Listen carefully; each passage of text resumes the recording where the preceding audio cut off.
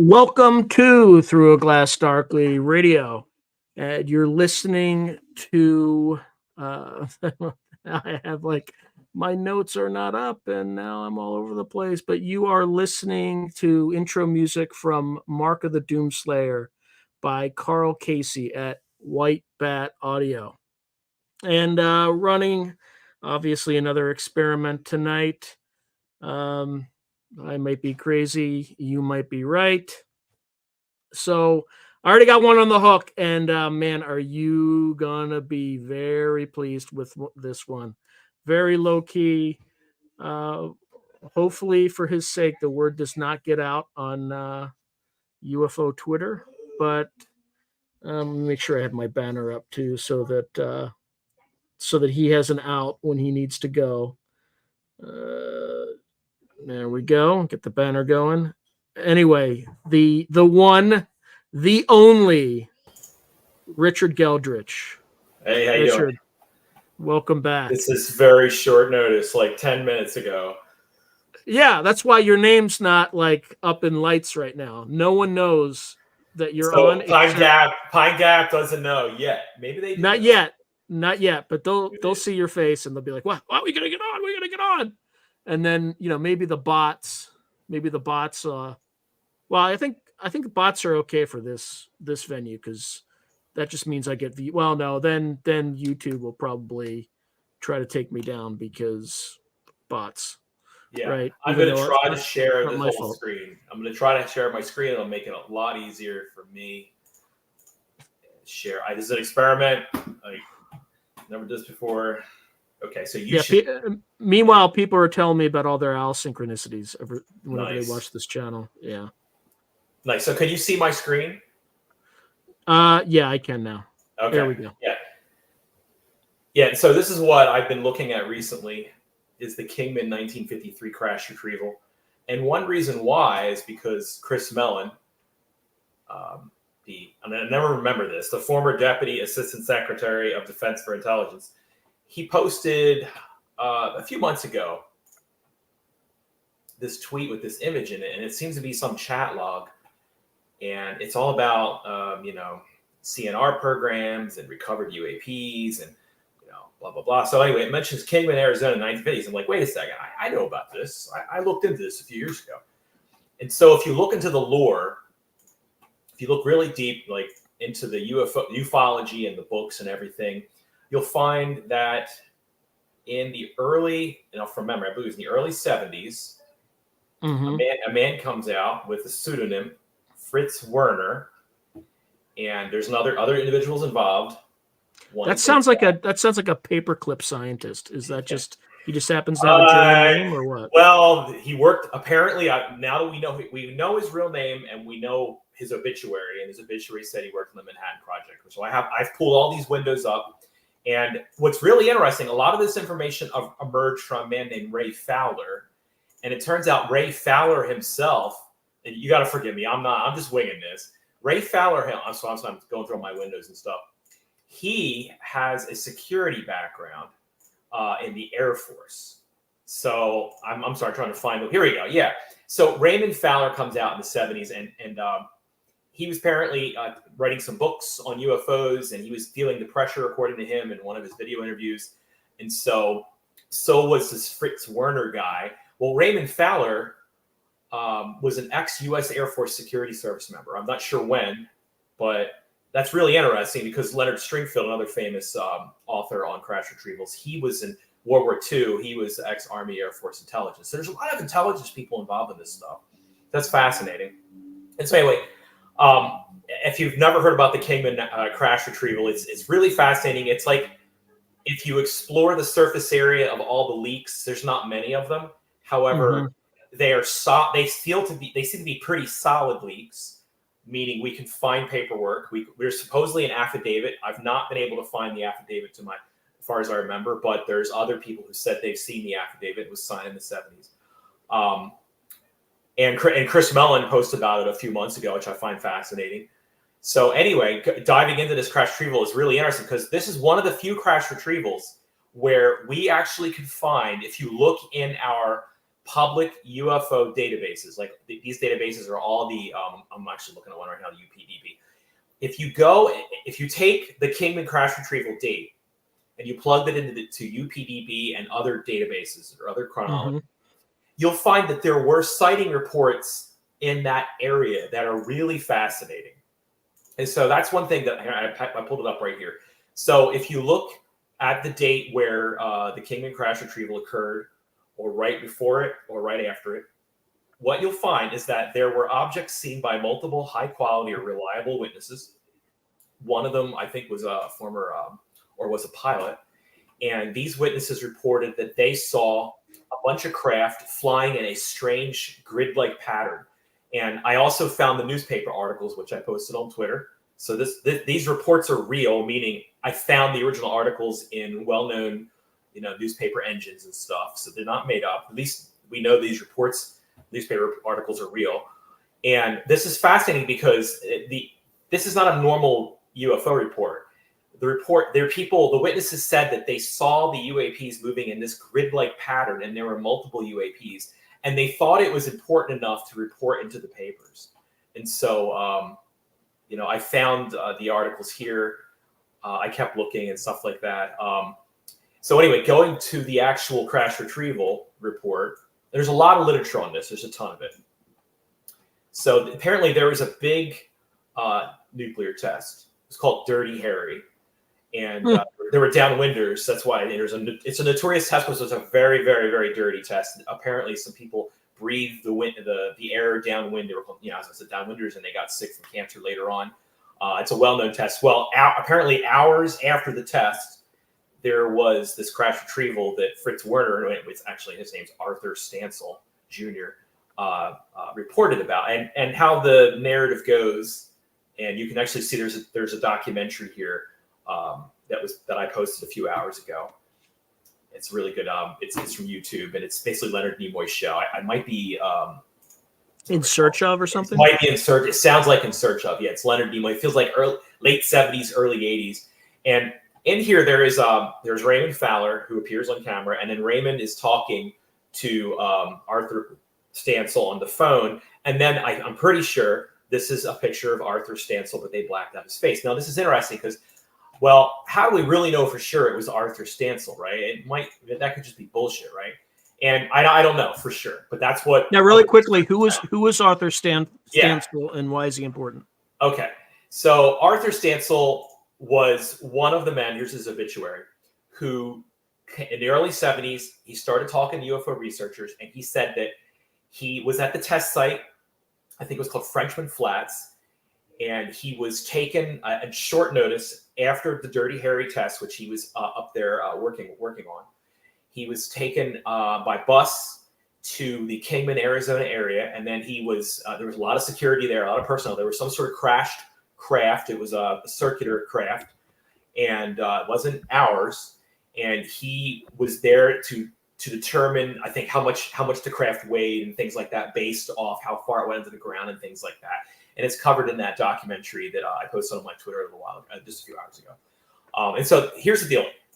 At the time in the 70s and early 80s, I think throughout most of the years, we didn't know his real name. We just thought, all we had was Fritz Werner.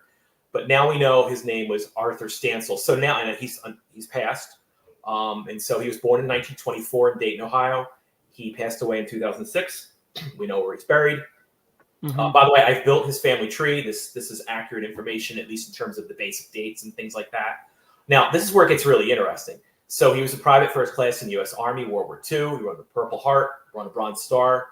That's interesting. He was in the European theater. We'll go. He was at the Battle of the Bulge. He attained his master's degree in diesel engineering at North Carolina State.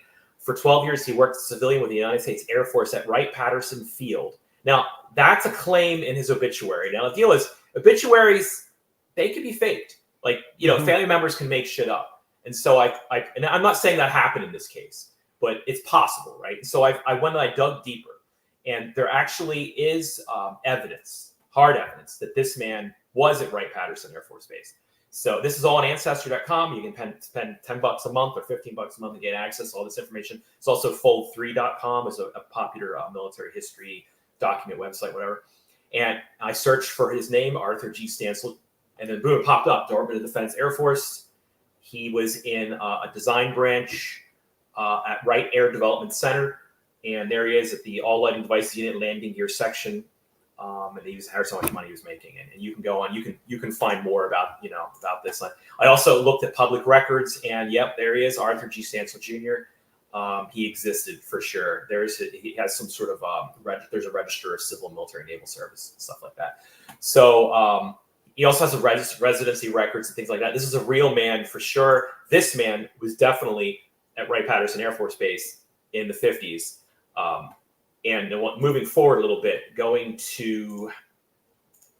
back to his obituary, he worked on, it claims here, he worked on many historical programs, including certain aspects of the famous Manhattan Project. That's really interesting. That means he would have a pretty high clearance, or extremely high clearance. Among his assignments was a study of the effects of atomic blasts on structures. And in this assignment, he witnessed three experimental atomic blasts at close range. Okay. That's interesting because if you go and look at the Fritz Werner report about the Kingman crash retrieval, and I'm going through this here, he was an Atomic Energy Commission engineer who was taken by the U.S. Air Force on 5/21 and 53 into the desert outside of Kingman, Arizona, aboard a bus with its windows blackened out to view a crash disk. The object was oval-shaped, 30 feet in diameter, with a surface that looked like a highly polished brushed metal. In a nearby tent was a dead body, 4 feet tall. The body was clothed in a silvery metallic suit with a skull cap. The dead pilot's body had brown skin with other unusual features. That's just a summary. And by the way, the Kingman crash is the one that Mellon is saying is real, right? Chris Mellon posted, Chris Mellon. I have a link here, so you got to forgive me. I'm just winging this, but yes. Well, I will say, I'm not fully cognizant of exactly what Chris Mellon has said about this. However, still active on his Twitter right now, there's a tweet with an image, and it talks about a Kingman, Arizona recovered UAP in the 50s. And the other one I'm familiar of is the 53 right. Kingman crash. And he has actually several posts about this, and he's a very high level figure. And for him to post this is, in my opinion, very significant. And keep in mind, in my opinion, we are only skimming the surface. There's a lot more information available. There's a lot of rumors available about this crash retrieval. I just wanted to post this real fast. I have a picture of what I could find. This is from his obituary. This is Arthur G. Stansel, I guess in middle-aged. Now look at his hair. His hair is interesting. Now this is, I think I believe it's a late 70s-ish or early 80s of Fritz Werner. Now it's hard to tell, but the hair, all I can say is the hair color looks vaguely like similar, and the shape of the hair looks similar. Of course, it might not be him, but that's what the researchers were saying. Yeah, his calic is in the same place too, right? Yeah. And by the way, all the background information about Fritz Werner lines up with the obituary we have for Arthur G. Stansel. Now, it says he worked on the famous Manhattan Project, and that's actually one of the next things I'm kind of researching in the background is how many individuals associated in some way with the Manhattan Project talked about crash retrievals or leaked information about crash retrievals or just saucers in general. And actually, we're compiling a list of friends and I on Twitter, and it just keeps growing. So what's really interesting is some of the people who leaked this information did it through, did it indirectly, got it in the books in the 60s, in one case, and they didn't give out their real name, but they gave enough hints so that once they passed away, we would be able to find them. For sure, we found at least one of them. His name's Dr. Norman Holter, who actually he's a famous man in medical field. He developed the Holter medical device. And he said in the late 40s that UAPs were real, and that he was unhappy that they were covering it up. He was associated in some way with Project Sign, which was the late 40s after the summer of 47 investigation about UAPs, the official U.S. government investigation. It was turned into Project Grudge and then Blue Book. And he also said that they were told that there would be an acclamation effort to get the public and I guess the world just aware of what's happening. And that's not Norman Holter. That's not this fellow here, Arthur G. Stansel Jr. But just going back to Arthur Stansel, who's Fritz Werner, the Kingman guy. this guy was involved. He was in all kinds of interesting things, like the project engineer on a guided missile project. He worked on, I don't know what activation mechanisms be, but whatever they were at Curtiss-Wright Corporation. And this goes on and on. This man was a hardcore engineer. He worked for Raytheon, which was originally started by Vannevar Bush. Yes, yes, exactly, famous man. And so it just goes on and on and on. He actually worked on Apollo Raytheon's. He was like Raytheon's Apollo space program. Like, this was a major man. And so, according to this interview here on In Search Of, Fritz Werner and Raymond Fowler, this fellow here, they were under pressure. So Fowler, a book author, was releasing books. I have a bunch of them here. He was a prolific author back then. And he was feeling pressure. His employer was feeling the pressure, officially from the Department of Defense. And he's like, okay, I'm just coming out. And the other guy, Fritz Werner, Arthur Stansel, it said here in the documentary, he was feeling pressure as well. And so he came out and started talking. This happens a lot. So what we call this in the research field is you can be on thin ice or you can be on thicker ice. And so if you're on thin ice, it means nobody knows who you are. And if you disappear or something happens to your lawfare or whatever, nobody knows. Nobody knows what's going on. But if you come out in the public and say, hey, I was there, I was at this crash retrieval, blah, blah, blah. Well, if something happens to you, that lends credence to like whatever that person was saying. If the regime, is suppressing something, then maybe there's something to suppress, is the idea. And so anyway, it was about a year ago I really dived deep into this one. We have a whole bunch. This is all over the ufological literature. It's mentioned by Leonard Stringfield and numerous other authors. I've also heard a bunch of rumors. I don't know how true they are about this one. Some of them are utterly bizarre and probably just bogus.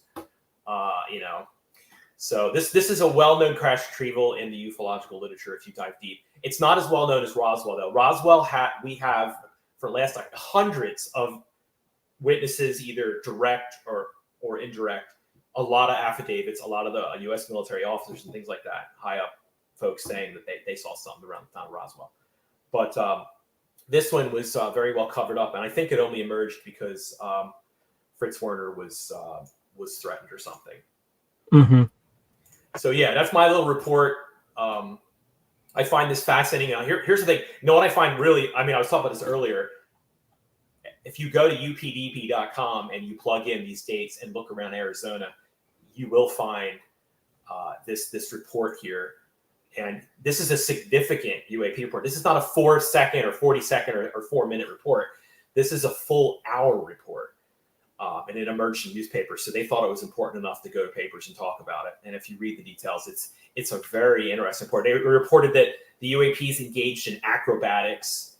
So that, which is, and if you read further, there's some sort of grid from what their description was. So it's like, seemed like some sort of surge. So anyway, there you go, man. The next step, I think, to research this further, from my perspective, at least, maybe not this specific case, but as I was saying earlier, we're going to make a list of all the Manhattan Project people, no matter how close or just anybody associated with nuclear testing, who came out and said, hey, UAPs are real, or I was involved in crash retrieval, or whatever.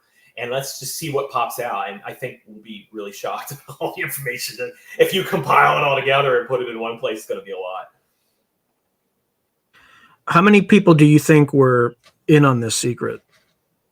So from my perspective, looking at the history, looking at all the leaks, newspaper articles, it was a lot of people. And it was a lot of AAC at the time in the 40s and 50s is what I'm referring to specifically. Before they really clamped down, they brought in a lot of personnel to help on Project Sign. They were rented in various ways. In the late 40s, in many circles, it seems to have been common knowledge that they called them saucers back then, or flying discs, were real. It emerged multiple times, and there were very famous Manhattan Project scientists, such as Dr. Luis Alvarez, who's a very big figure in project. So yeah, this guy here, he leaked the UAP situation and the crash retrievals in the late 40s. And I've covered this on Twitter and in my blog a little bit. And this guy did all kinds of spooky, all kinds of stuff. He worked on the first, I think it was the Fat Man trigger and stuff. This is super high technology stuff. This like, guy, as in Fat Man and Little Boy, the two bombs that were exactly. dropped on Hiroshima, Hiroshima and Nagasaki. Yeah, and so let's just search my Twitter here. Oh, I don't want New York Times. This is not my fast computer. This is just a little laptop. It's an AMD. It's good. Struggling though. Yeah, and so this fellow, he pops on the radar. Let's see if we can find it here. And this is an extremely high-level man, like I was saying. He was awarded the Nobel Prize in Physics in '68. What do you mean? Oh, here we go. Let's do something for that. Okay. He was written multiple times in the early '80s. He was on the CIA's Robertson panel in '53, where they kind of did a smoke screen over the whole UAP situation. So I have a bunch of posts about Alvarez. And so what leaked? Here's what leaked. October 49, it leaks in the press that there was a crash retrieval near Mexico City. And they found occupants. They were relatively small occupants. They found a saucer. It's the usual, late 40s, we found a crash. Now, the woman who leaked this, her name was Alma Lawson. She was a businesswoman. It came out in the early 50s that Alma Lawson actually knew and was talking about Luis Alvarez. Now, there's more corroboration that was some corroboration that was the case because, and now I'm like just hunting through my Twitter here. A guy named Steinman, an author of UFO books and stuff in the 80s and things like that, he contacted Alvarez. I probably lost it, but and he wrote letters to him. And Alvarez, this is from memory, Alvarez didn't outright say that wasn't his leak. They called him Dr. W. By the way, this leaked it didn't just leak in newspapers in the late 40s. It also leaked in occult publications, the Borderland Sciences Research Association's publications. He was called Dr. W. And the Borderlands people, they were kind of like woo and saucers and psychic stuff and physics and just all kinds of stuff. They had their own people talking to Dr. Alvarez back. And so you can read about that on my Twitter. But anyway, here's the other thing about this topic. I'm going to claim that it is impossible for all of this to be invented. It's impossible. If it was all 100% invented and it's all 100% a psyop, I'm still interested in it because it's like the longest running, most consistent, most fractal, most intertwined psyop ever. That's the thing. It would be the greatest strategic deception campaign in human history. Exactly. Precisely. And it's like, I'm still interested in it then. I don't even know. I don't know if these things are real. I don't know for sure, right? I don't have one in the front line. I don't have a body on the gurney. But I know these things are definitely real. I just don't know what they are. Yeah, right? Exactly. Yeah. Or I shouldn't say these things. The phenomena is real. I don't know if the phenomena. If our collective subconscious is causing it. Yeah. If it's a manifestation, if it's little green men from another world, if it's interdimensionals, I have no idea. But it's real, whatever it is. Yeah, so I've posted on my Medium. I'm actually searching right on your show here. Yeah, so I have a leaked timeline. I guess I should cover this. It has the Dr. Alvarez. Absolutely. Yeah, and so this is a Medium post I've been over time adding things to as I hear things, as I learn things, find things in newspapers and whatever. It's like I tried to stay with. By the way, Rich, this is a time for you don't plug enough. This is a time for a plug. How can people come and read this? It's Medium. You have like a Medium account, right? Yeah, I have a Medium account, Richard Gelders Jr. You can just go to Medium at RichGel99, and it's free. It's not, none of this is monetized. It's just a hobby. And you can read. I have a bunch of posts there. When I learn something really interesting that advances my knowledge, and I've read a lot of UFO related books over the decades, then I just post it on here for better or worse. And so I have here. To me, I have like this ongoing research. This is like my notes. Everything I find, which I don't think is, I do search all the books that I have digitally or whatever. Anything I find which I think is new in a ufological sense or a research sense, I just post on here, right? And so I've got every leak that, you know, I could find that I thought had any substance to it whatsoever. And, you know, you can go, I have the Dr. Norman Holter leak. I mentioned him a little bit earlier. He was a geophysicist. Now, the Norman Holter leak, Spring 49, this is where the guy said the UAPs are real. He worked on Project Sign, which is plausible, by the way. Norman Holter was a well-known AEC man in the late 40s and 50s. And he worked very close with the AEC. He went to like the high-end atomic meetings and stuff. He was involved. So AEC, just for everybody who doesn't know, it's the Atomic Energy Commission. Yeah, exactly. This guy was knee-deep in atomic testing at the time, radioactive medical devices. You know, he was like an early dude involved in this. He invented the Holter medical device, which monitors the heart. It's like a portable device which can monitor your heart and your heart signals and things like that. And so this day we still use Holter devices. But now this leak here is really interesting because I have it on my Twitter. I got it from, I just randomly found this. I have a book, Flying Saucers Are Hostile. It's like a mid-60s book, paperback. And I'm just thumbing through it. I'm like, wait a second. There's a guy, Dr. Holter. I'm like, wait a second. Who the hell's this? And I'm like, he says that UAPs are real and he was a geophysicist, blah, blah, blah. I'm like, well, let's see if I can find this guy. I have enough clues that, you know, I can try to estimate his birth date. I know when the leak was made, which is the late 40s, 49. And I have this thing, Dr. Holter. Well, it turned out it took 20 seconds. I'm serious. It's a misspelled name. It's not Holter with a T-H-E-R. It's Holter, H-O-L-T-E-R. He was a geophysicist. He did work on bomb testing. He's all over the newspapers. He had a very high security clearance. I have a bunch of links to this guy. And he's like, here he is right here. He has a Wikipedia entry. Right here, this guy. This is the original Holter medical device. So after he stopped working, you know, all the time on atom testing and things like that, he went into medical devices. He was a device genius, electronics guy, like really good at it. And yeah, anyway, he was at Oak Ridge. By the way, I verified a lot of this information. I don't trust Wikipedia, but I did verify a lot of this information from newspaper articles. You shouldn't trust Wikipedia. It's better. It's more accurate than the news media, but it's still a propaganda arm. Anybody can go on here and pop in crap or delete. No.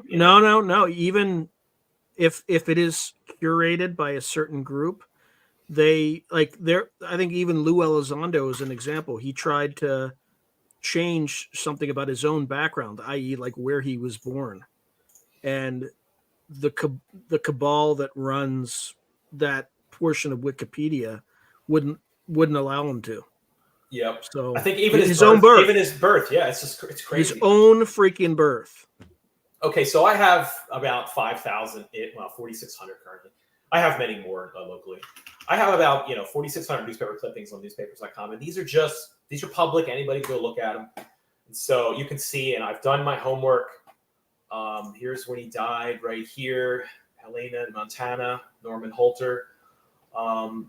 What's interesting about this is that he also worked for the U.S. Navy on research. I verified that. He was at Bikini working on atomic testing. Yeah. Now the deal is, in order for him to do this at Bikini and be so deeply involved in the AEC and with atom testing and stuff, he had to have had a security clearance of some sort.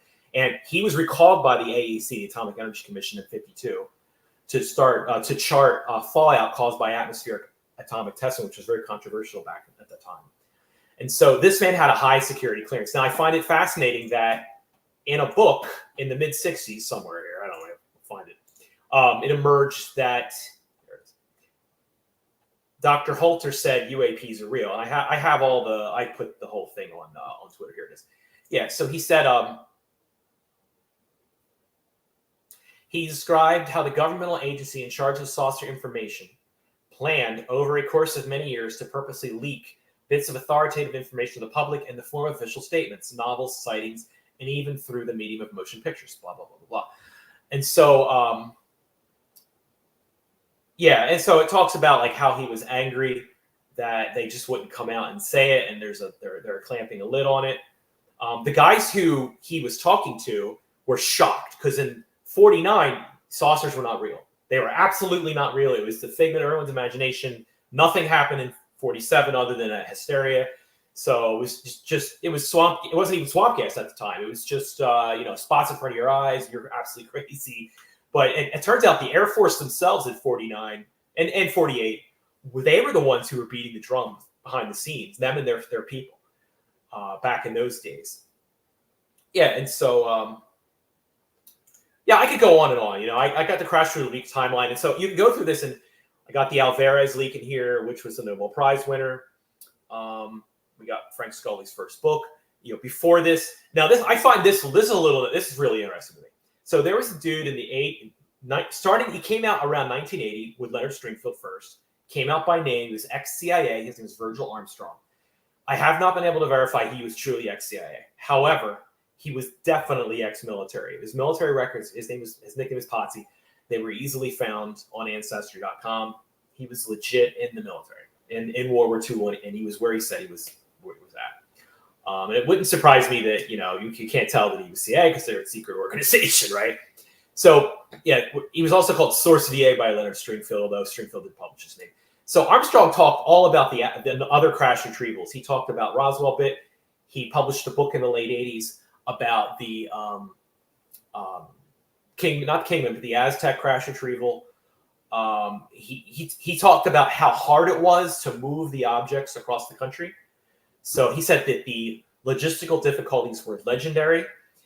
And here's where I find this fascinating, is that he said that in his book and in his interviews, that the Aztec crash, or what sounds like the Aztec crash, it might have been a landing, it's a little fuzzy, leaked in Coronet magazine. And then the U.S. military or U.S. intelligence or FBI or something, they went and they got every copy they could find off the stands. And they also confiscated the copies from every military officer, every military person had them. And I'm like, wait a second. Okay, this is censorship, but censorship's never complete. And Virgil Armstrong said that a few copies were still in existence. So if that's true, somewhere out there, and the public somewhere, or probably on some shelf gathering dust, there is an issue of Coronet magazine that talks about the Aztec crash. And it's an original printing, and it had to be censored, destroyed, and they had to reissue that magazine. Now, here's the deal. Here's what I've done. I've went through 1948, the whole year, of every mention of Coronet magazine in newspapers that I could find. It wasn't like something silly. I've just looked for any indication that a magazine article came out that was retracted, a magazine issue came out that was retracted, or mentioned crash retrievals or saucers or whatever. I can't find shit. I've looked and looked. Doesn't mean it's not out there. I just can't find it. And I will just keep looking. I believe, personally, I think Virgil Armstrong's telling the truth. He said he actually had the issues. He had to turn them in. I don't see why he'd make it up. Have you tried to see if they're in a local libraries, like interlibrary loans and stuff like that? Well, major institutions. Yeah, like Harvard, yes. Stanford, that sort of stuff. Yes. So the deal is, Coronet it's not really even sure. Is it Coronet or Coronet? Because I think from memory, Coronet existed too. But this was the more popular one. The deal is they had to retract the issue World War II censorship style and then quickly issue a new one. So I think the next step would be to see if there's any evidence that there was a delay in publication, of a particular issue around approximately the date we think it could have came out. It's searching for a needle in a haystack, and it's very difficult. But I did let me see, I'll just look at my clippings here. I'm sure I saved something in here. Yeah, you can see I did some research, and I have here's an article from March 2nd, 1948. Some things about Coronet magazine, but I just couldn't find anything solid. So yeah, but sometimes Coronet was misspelled as Coronet as well. So I tried to find it, but the boys did a good job making sure that we didn't get a hold of that. And it's believable, by the way, because they had balloon bomb censorship, and there was extreme censorship during World War II. And this is a few years I wonder if, because presumably there were subscriptions for this magazine, so people would receive it in the mail. I don't know the answer to that. Yeah. Well, we can speculate, right? If you're in the intelligence community, you go to the publisher and you say, let me have a list of yes. Actually, here's the deal. In the early 50s, there are stories, a couple, that in a few newspapers, there actually is evidence of this too. in a few newspapers, crash retrieval articles were published. They leaked. Information leaked. And intelligence men, this is what the stories say, would go around and collect the newspapers. And it was a patriotic country back then. So, people would hand them over. However, they're also, I don't know if I could find this off the top of my head, but we can try. I'm not sure if I have so many articles, but I have found some very strange newspaper anomalies. And I've posted them on my Twitter. And, I don't know if I can find off the top of my head right now, but I can talk about it. And so here's what I found. In the early 50s, I searched for every instance of saucer landing and, just any kind of phrase that they would use back then. And I found all these interesting articles. One of them had the title that a saucer had landed in this local, it was a local newspaper, saucer had landed. And then if you go to the article, it was about the Korean War. It had nothing to do with the title. And so I was like, wait a second, how could the editors screw that up? You put, there's a saucer had landed and police. Oh, they didn't. They probably edited the article and missed the title. That's absolute possibility. It was interesting. It said police had, I'm actually looking right now. Here it is. I found it. Here we go. This is an anomaly. Okay, this is an actual newspaper in Paris, Texas, August 25th, 1950. The Paris News. Grounded saucer found by police. Okay, cool. Let's see what's going on. Has nothing to do with saucers. It's about the U.S. 25th Division, Korea, AP Newswire. Like, what the hell? So I'll show you the context of this so you can just see what's going on. This is not a front page hit. So this is page 9. So it's like in the middle of the paper. It's just over here. But grounded saucer found by police. What the hell? What is that? That's not a normal. What the hell? By the way, this is. What does it say? What does it say? Yeah, so if you zoom, I'll zoom in for you here. It just says it's recruit John B. Chetham learned to shoot while hunting squirrels with a 22 in the woodlands near. What? It paid off in Korea. The division public information officer today. So they replaced. I'm just speculating. They replaced the contents with an AP Newswire article about some dude in Korea shooting with his gun and when he hunted the squirrels. I'm like, what? I don't know what this. Yeah. Listen, that's weird. I gotta say that to me. I've done a lot of diving in newspapers. That's an anomaly. I love finding anomalies like this. Right? It's weird. And yeah. it's Somebody screwed up. Somebody got court-martialed for that. Yeah, somebody screwed up. And this is August 25th, 1950. So this is like the Korean War was getting hot. I mean, hot as hell. And so that it was like getting really desperate around that time too. That's also around the time that Scully's book came out and the saucer situation was exploding and the blue book was coming back. It was getting super hot. So I found there's other little things I found, misspellings that seemed strategic. I found my share of them, mostly in the mid-late 60s. They would misspell things occasionally. Maybe it's just an accident or whatever. Sometimes I see things like I get the feeling that the information was read over the phone and then the dude was typing it over the phone and misspelled. So that happens to whatever. And you look at thousands of these things and you do pick up patterns. I will warn people, though, that if you do get into this, looking at old newspaper articles for fun, for any reason, you need to be careful because early 20th century newspapers were very brutal.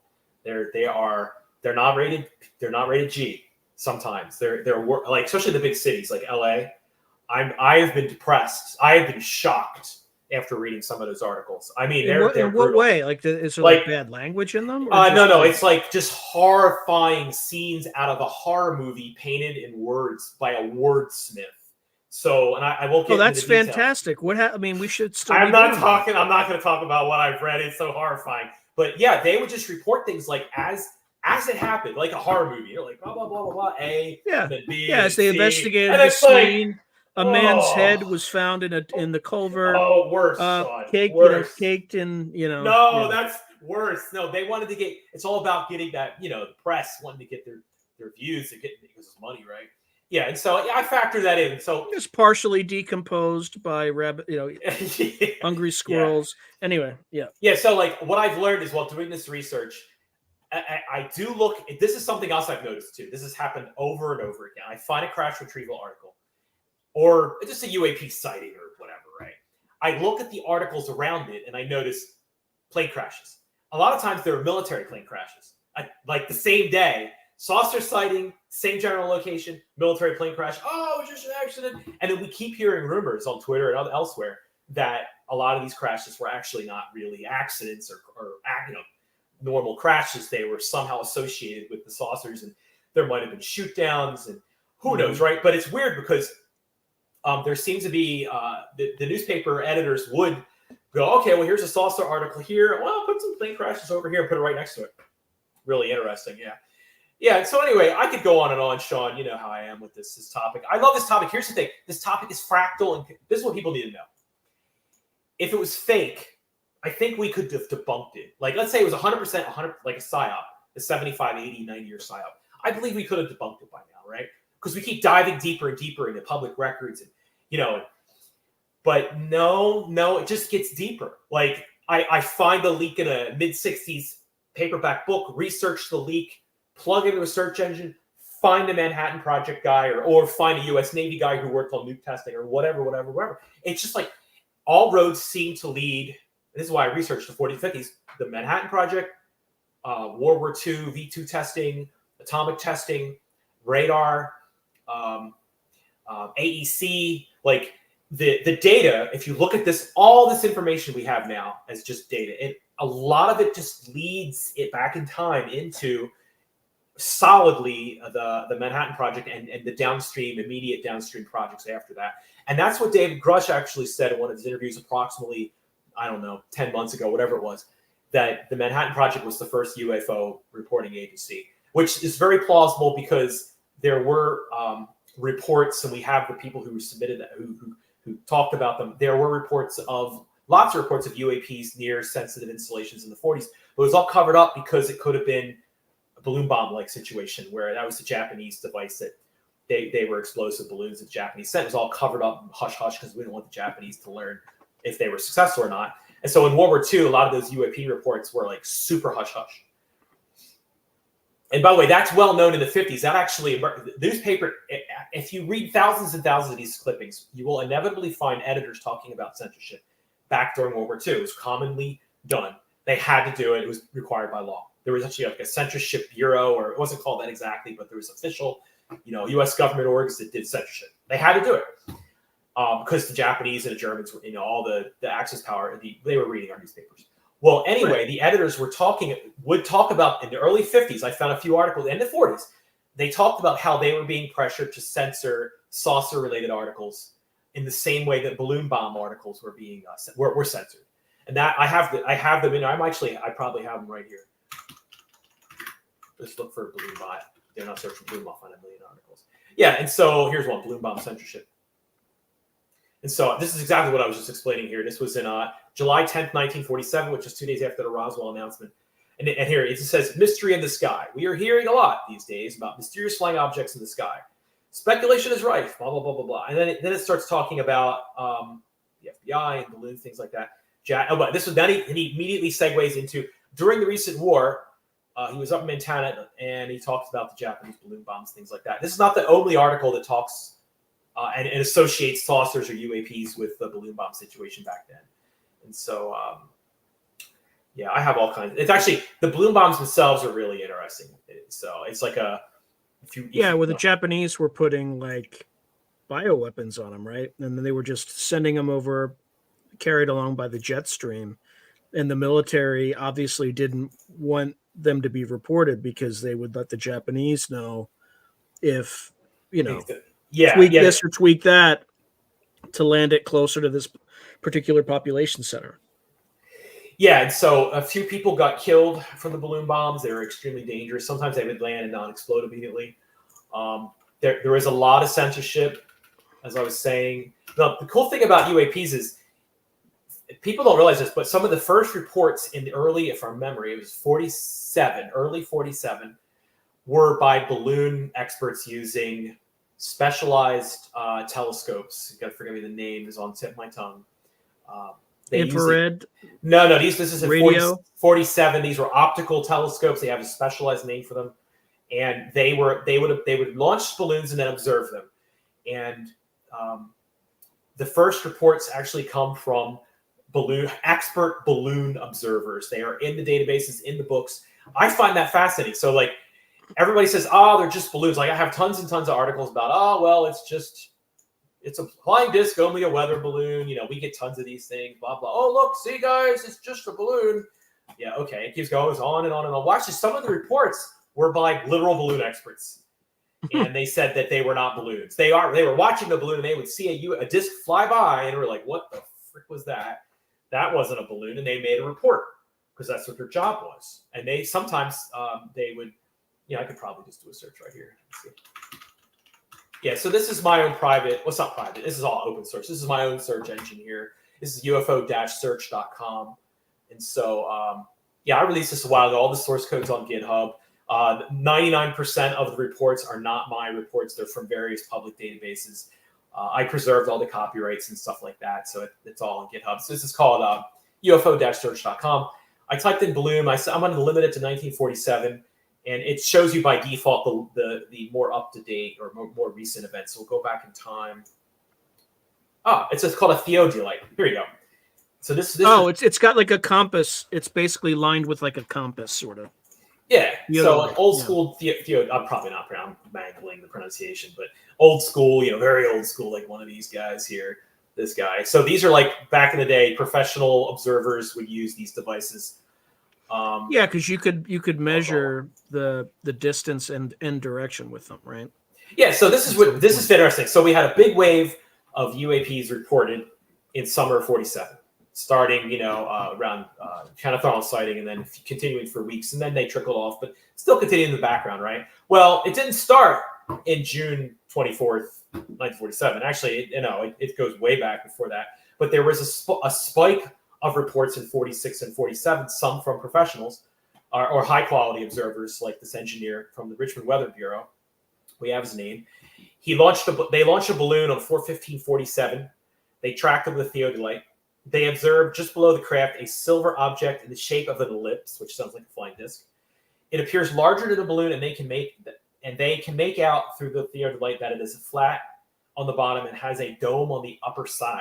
They observe it for about 15 seconds. Then the object disappears to the west at the altitude of commercial airplanes. Well, yeah, so we have the guy's name. He's a meteorologist. This is a professional. That's what they do for a living. So as soon as I saw that, I wasn't aware of this until I started researching this, deeply. I'm like, wait a second. These are experts that you can find in the late 40s and early 50s. U.S. Navy experts who also use theodolites at White Sands were observing these objects as well. So something's up. Whatever these things are, something happened.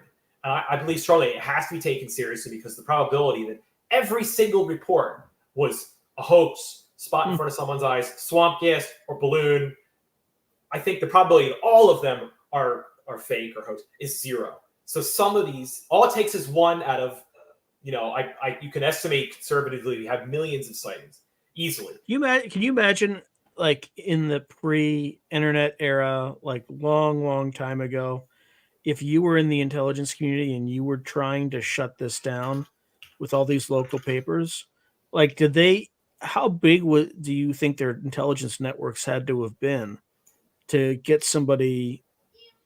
I guess you would just have to be near, like have someone. Oh, well, it's the answer in the newsroom. In the old days, they already had this set up, and I'm digging into my memory. So the deal is back during World War II. Let's sort this by date. Back during World War II, we had lots and lots of censorship, and there was actual. They probably had informants that were in every news department in every local town, and they were just instructed, if you see anything, give us a call, or if you're about to go public, give us a call. Yeah, let's see.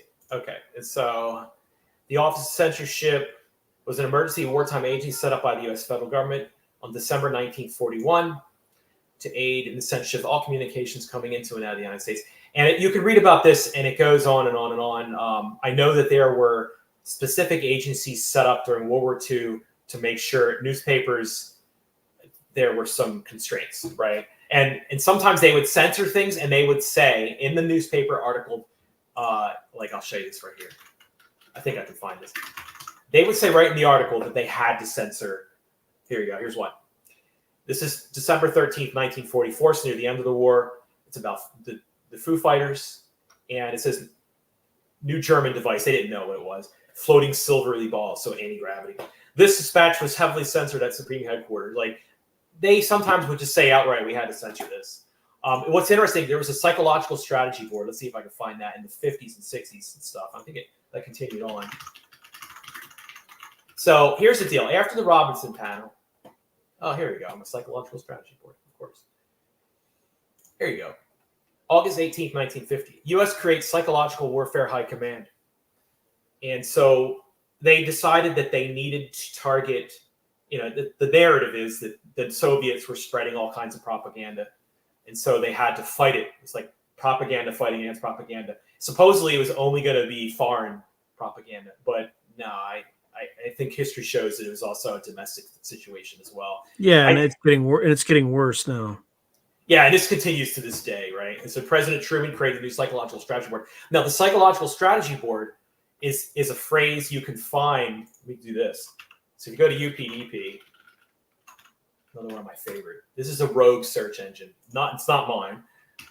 Watch this. So we're going to do this. Psychological strategy board. This searches a lot of UFO documents. Oh, shit. We got a lot of hits on this. So, yeah, we got all kinds of hits. It starts getting into MJ12, very famous figures. This is huge. I know these are notes. This is huge. But anyway, you can go on and on. The psychological strategy board really comes into play after the Robertson panel in 53 decided we need to cover this all up. We need to stop this. We need to get rid of the fascination with UAPs or flying saucers or UFOs, whatever. Yeah, anyway, let's see what we got here. There's been endless talk about this stuff over the decades, and we've got endless literature on this, Sean. And so this is updp.app. It's a great search engine. You can also search through UFO reports. There's Stanton Friedman right here. And so, let's see if we can find a hit. Oh. What was that? I don't know. It looks like an advertisement. I don't know. It's a UFO, it's a UFO document, but a magazine or article or something. And so who knows? Here we go. Okay. On July 1st, 1952, General Smith wrote to the director of the Psychological Strategy Board established by Truman the previous year, I am today transmitting to the National Security Council a proposal in which it is concluded that the problems associated with unidentified flying objects appear to have implications for psychological warfare as well as for intelligence operations. And they did. They held a meeting. That was the Robertson panel meeting that led after that. And that's when they decided, all right, we're clamping down. Now, here's what's interesting. In 53, they decided, we're clamping down. We're going to stop this. They weren't very successful, and it still appeared all over local newspapers. So that's the deal. Like, newspapers.com has literally now over 1 billion pages. Most of these newspapers are small town newspapers. So the feds just couldn't get to every small town newspaper and tell them you're not allowed to publish these reports. And that's actually what we're finding. We're finding there are literally easily over 1 million hits. I'm being very conservative for anything related to UAPs, UFOs, flying discs, flying saucers in newspapers, most of them in local papers, but even the news wires like AP News, I find tons and tons of those articles too. But the locals did report not the locals. What I'm trying to say is there were local groups. One of them was the Borderlands people in San Diego.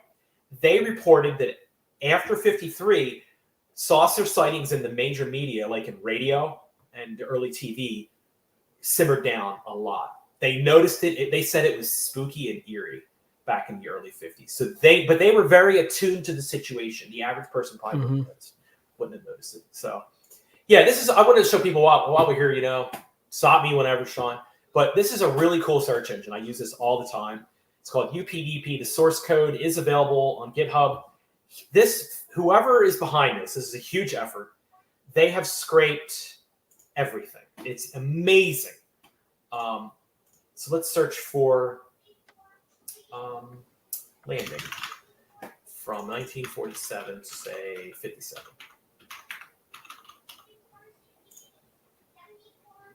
Okay, and now I just search for any report mentions landing, and we got 309 reports. And so what's cool about this thing? It tells you where the reports come from. They're located. I'll click on it for currently Air Force Base. And so this is originally from UFO DNA. It has probably has a link to it somewhere on the original site. A lot of these old reports are on ancient websites, which are gone and are now on archive.org. Various researchers, including myself, have gone through archive.org and pulled those old databases out. And so anyway, yeah, I mean, you can spend forever here. Now, I want to mention, like, in UPDP, if you search for summer 47 dates and just study the results. Let's do that right now. June 47 to say August 47. They are utterly fascinating. They are insane. Some of them are not just regular reports. Some of them are like, I mean, it sounds insane. Like, there's 633 reports, which actually is pretty good. I would expect over 1,000. In reality, there's probably over 1,000. So that's pretty good coverage for just those few months. What I don't like about UPDP is that it does pull in Blue Book, so a lot of these are pre-debunked. A lot of them will say, "Oh, it was a balloon," and it's like, wait a second. If you read the actual report, there's no freaking way it was a balloon. But one day, this is like a year and a half ago, I was going through UPDP, and I think I actually did post this on Twitter. I found a report that was weird. It was like this person reported it after the fact, years later. It wound up somehow in somebody's database, and then it wound up on UPDP. And he said that him and his partner, his wife, were in their bedroom, and something anomalous happened. They almost lost consciousness. This is like the summer of 47, like early July. It was like they were almost sucked through a wall kind of deal. It was like very traumatic to them. And so they didn't tell anybody at the time, but they told people later on, and it wound up in some book or something that went up in here. But by the way, like, those kind of weird reports that sound freaking frankly crazy, they're all over these databases. It's weird. So yeah, anyhow, Sean, I could go on. I'm just kind of meandering through. I just wanted to show people, like, some of the resources that are available if you want to do, your own research. I'll just recap. You got updp.app, which is amazing. I was just showing newspapers.com earlier. There's a whole bunch of these sites. There's also the California Newspaper Archive. It's free. So this one's cool. It's the California Digital Newspaper Collection. And this one doesn't require a subscription. You can just type in a search phrase, saucer landing, and then you can see what pops up. I like this one because there's no subscription, and it's actually really high quality. So I don't know how fast it is, but yeah. Anyhow, other resources. There's my thing. There's UFOsearch.com. I have a bunch of stuff here. This is really just research-oriented stuff. So I have all the crash retrieval conference proceedings in here. So there were several of these events in, I believe, the Las Vegas area or in Las Vegas by some famous figures and ufology and stuff. And I bought all of their symposiums and then scanned them with a medical scanner and then popped them online. And I also indexed them by article and stuff like that. So yeah, I got that there. Anyway, I searched for saucer landing, and on the California Digital Newspapers Collection, and you see there's a bunch of hits. Some of them might just be jokes, right? Oh, here you go. Something on Mount Rainier. What's this? Yeah, I don't know what this is. This is 81. I mean, Mount Rainier was where the first flying saucer. That's right. Oh, it looks like in this case, I'm guessing a TV show. So maybe it's a documentary about a TV show. And by the way, these old newspaper these listings of TV documentaries and interviews are sometimes extremely valuable. I've learned useful pieces of OSINT crawling through this stuff. Let's see what it is. So this is October 25th, 1981. I just looked for saucer landing for fun. A report on a flying saucer landing in Mount Rainier. So it looks like it was a documentary, real people. And it's like a ghost town in New Mexico. It looks like just a variety show. Have you looked at up airships in the California database? Like the mystery airships? Yeah, like in the 1800s. I have actually. Yeah, it's interesting. I found some fascinating things in there. Yeah, so I do use this one. I think there's a lot of overlap between what's in the California Digital Newspaper Collection and newspapers.com. Let me restart this here. Let's do it over here. Let's see what I found. That'll be under airship. Yeah, so I've collected. Let's go back sort of by date. Okay. Yeah, so there is a covert history of airships, because in the 1800s, it was a semi-secret technology. It was perceived as a military technology by various powers. And so there's lots of rumors that leak online. But you can see I'm not like really deep into the mystery airships. However, I did mention this clipping in my presentation I made on the show a while back. And this I found fascinating. I'm a big fan of Thomas Edison, the famous inventor. So on April 29th, 1897, Thomas Edison heard reports about these mystery airships, and he said they're fakes.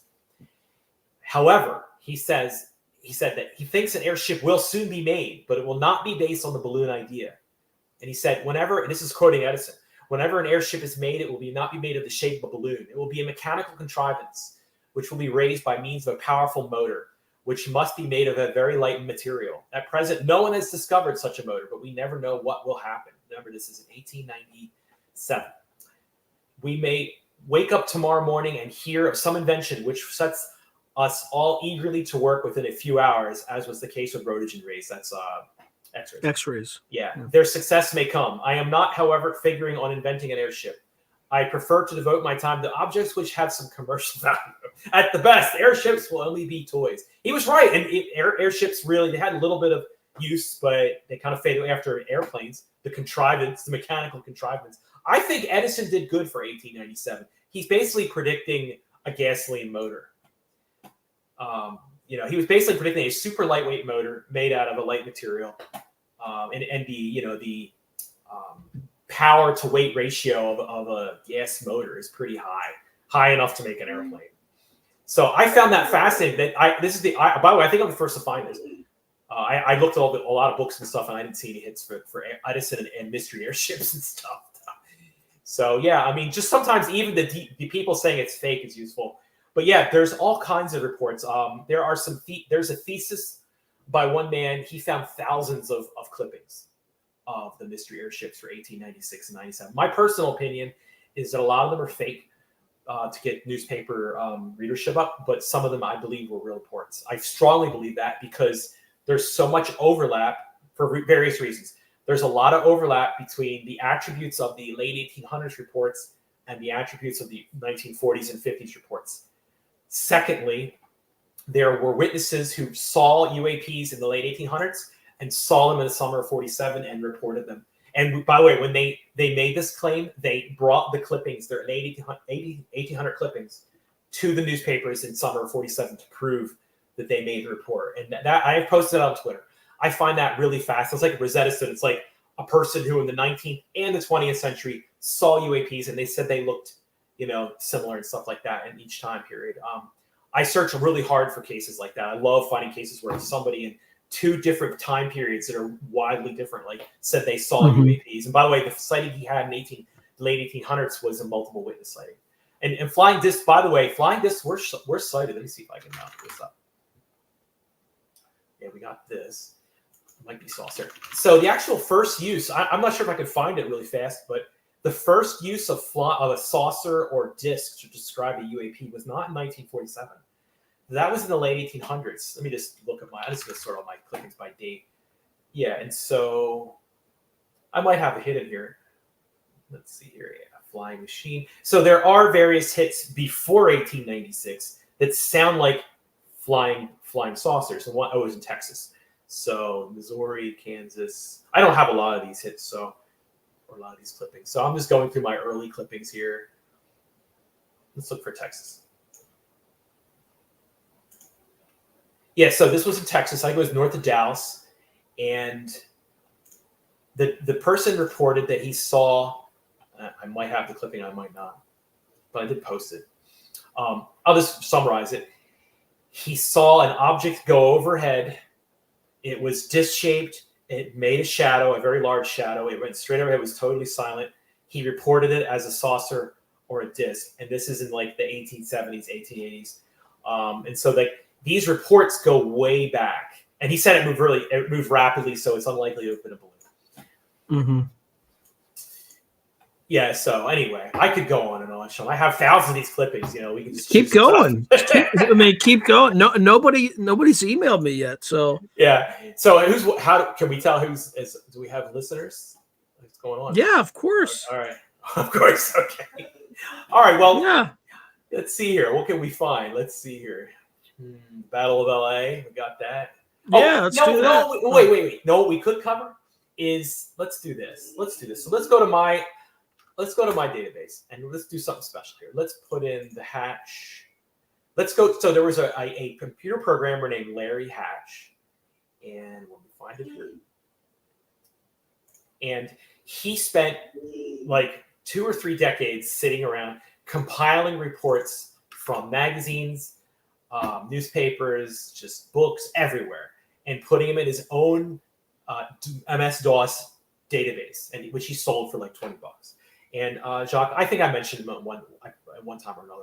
He sold it for $20. Approximately, maybe $25. Remember, that's a lot. Remember, 20 years ago, pre inflation, that was some money, right? So not really. There's been a lot of inflation. 20 years ago. Maybe it was 30 20 years ago. I'm just like roughly, in that area. So yeah, and he worked with Jacques. He talked with Jacques Lee a few times about this database. It was called the UDB database. Well, here's what we're gonna do. So I've imported this database. It's open source, and the family gave permission for people to use it for research purposes. And so let's just push this up. It's about 22,000 or so entries. So give it. This is all in the browser, so you got to give it a second. This doesn't go to the server. So what it's doing now, it's going to bring up all of Hatch's database hits, and it's going to put at the end a histogram of the years that the report occurred in. You got to give it time. This is not the fastest machine. Okay, so let's look at the histogram. So this is the Hatch database, and this I love looking at. I look at these histograms all the time just to verify that my importing code isn't buggy. And we got a whole trickle, going back in time of UAP or UAP-like reports. Fine. We get these little bursts here, like here's 1896, 1897. There's not a lot of, he doesn't have a lot of reports, although in reality there was a whole bunch of clippings, like I said earlier. But here's what's interesting.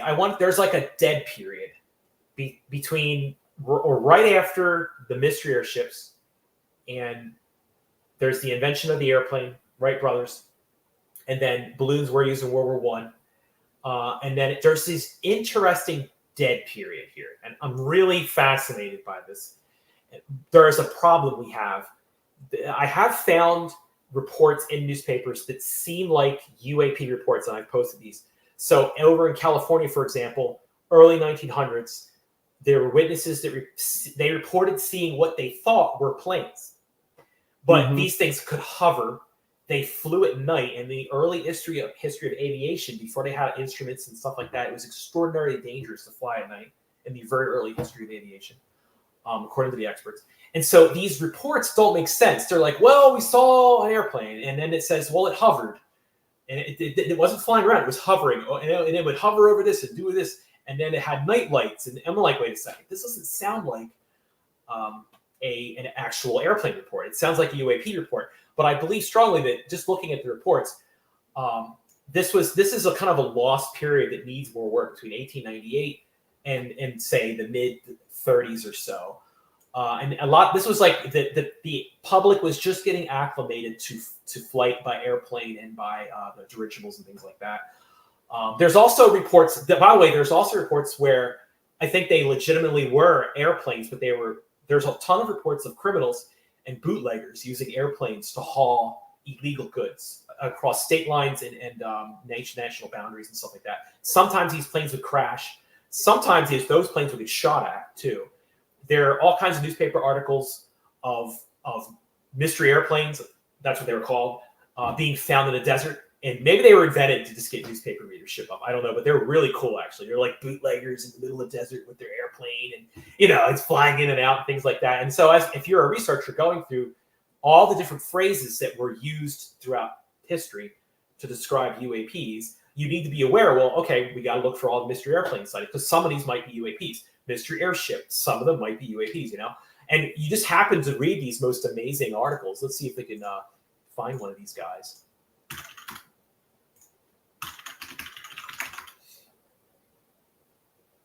Yeah, I'm not signing in again. There we go. Okay, let's look for mystery airplane. Let's see what we get here. Yeah, okay, so there were flaps of mystery airplane sightings. And they were shot at sometimes, like I was saying. they're weird. Some of them were at night, which was super dangerous back then. They don't make a lot of sense, but I think they're real reports because there's sometimes the flaps are reported in multiple newspapers around the same time.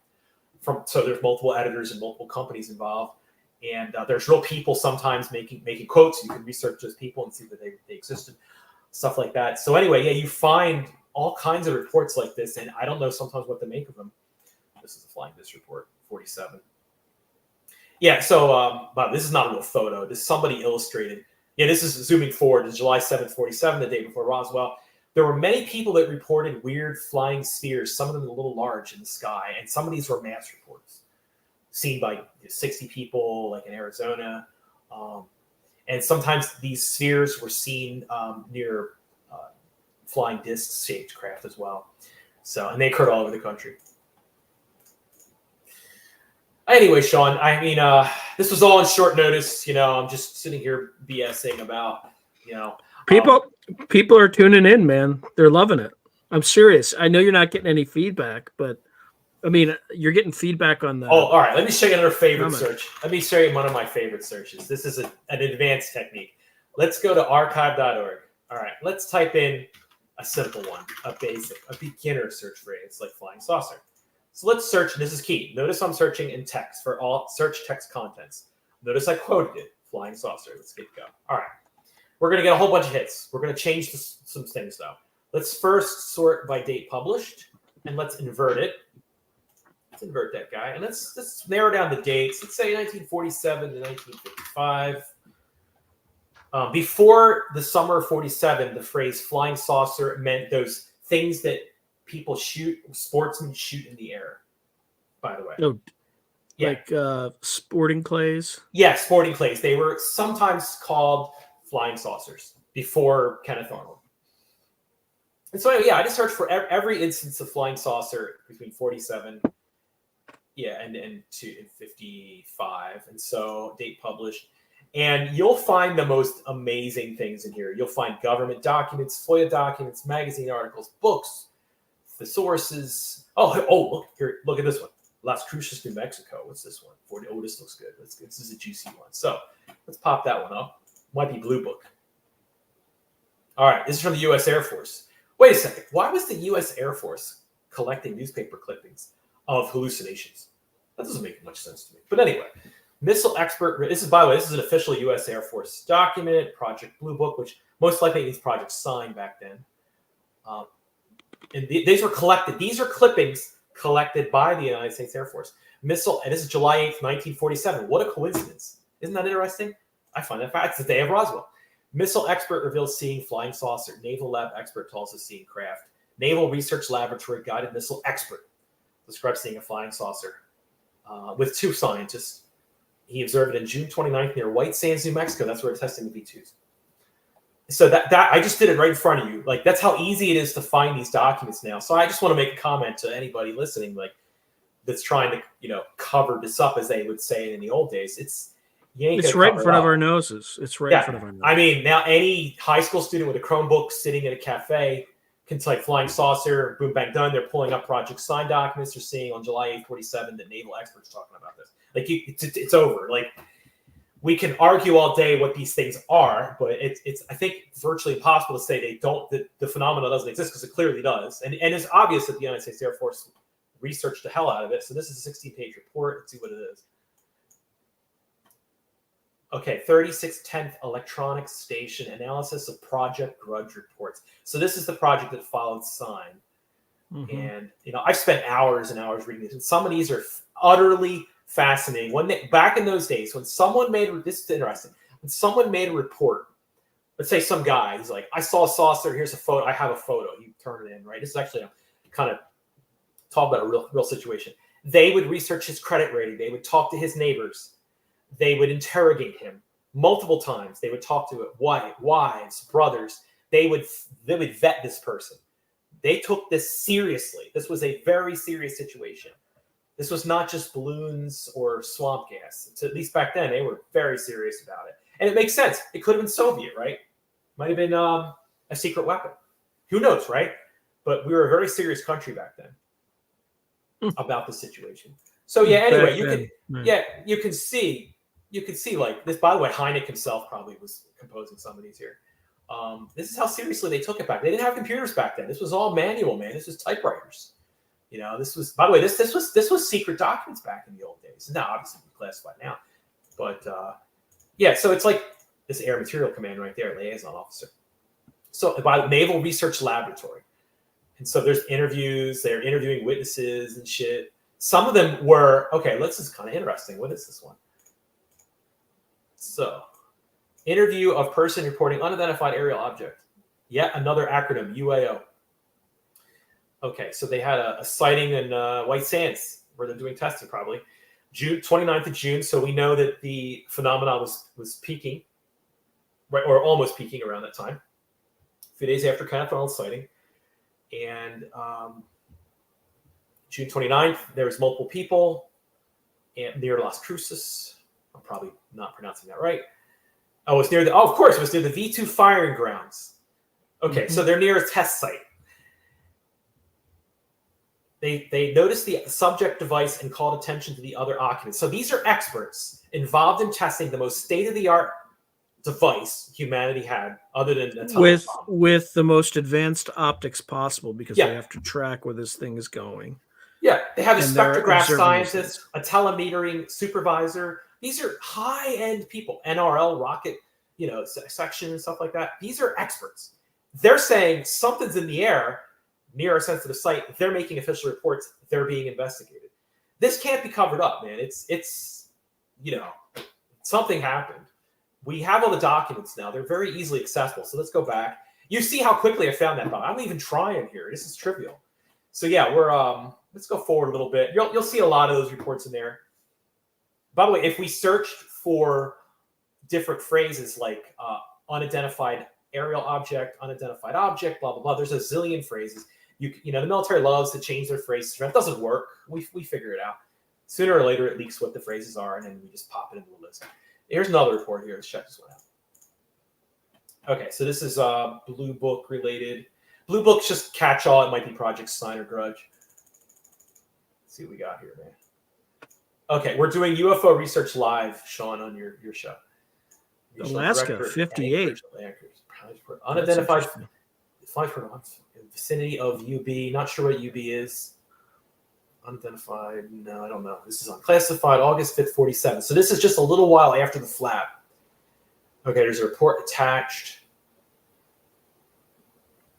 The saucer ahead of them. They flying.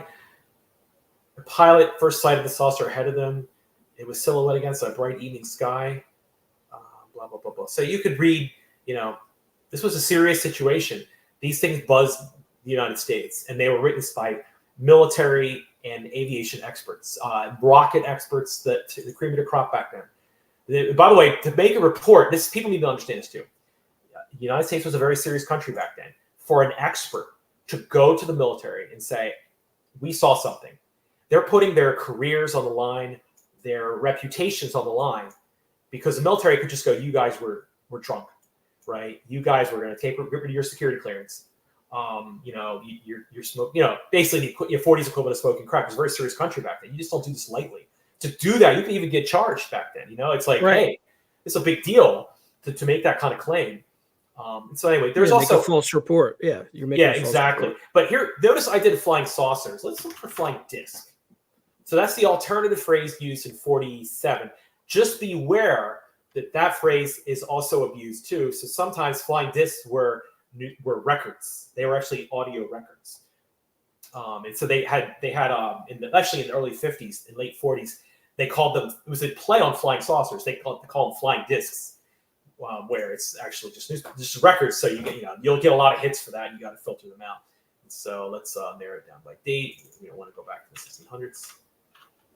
Now notice I'm narrowing down by date. If I don't do that, we'll get a lot of hits that probably we're not interested in. I would love to be able to search during World War II, but it was so hush-hush back then, and the terminology was not nearly as developed as it was after Kenneth Arnold's sighting. So that's the key. One of the key breakthroughs, from my perspectives, we had two breakthroughs. We had 1896 to 1897, a terminology developed, mystery airship, and then late June 1947, we had terminology developed, flying saucer, flying disc, UFO, UAP, UAO. So humanity started to adapt and actually start using consistent terminology, or reasonably consistent. Okay, so I look for flying disc, and now we're getting a whole bunch. These are Blue Book hits here, some news reports, newspapers, some copyright entries. Anyway, we could go on and on, but this one's interesting. I know exactly this. I recognize this one. Yeah, so this is the FBI, their UFO file one. This is one of the most popular. They say this file here is one of the most popular files on their entire website for their FOIA section or whatever. So there's actually some fascinating things in here. And one of my takeaways, and things I haven't talked about much publicly because I'm still figuring it out.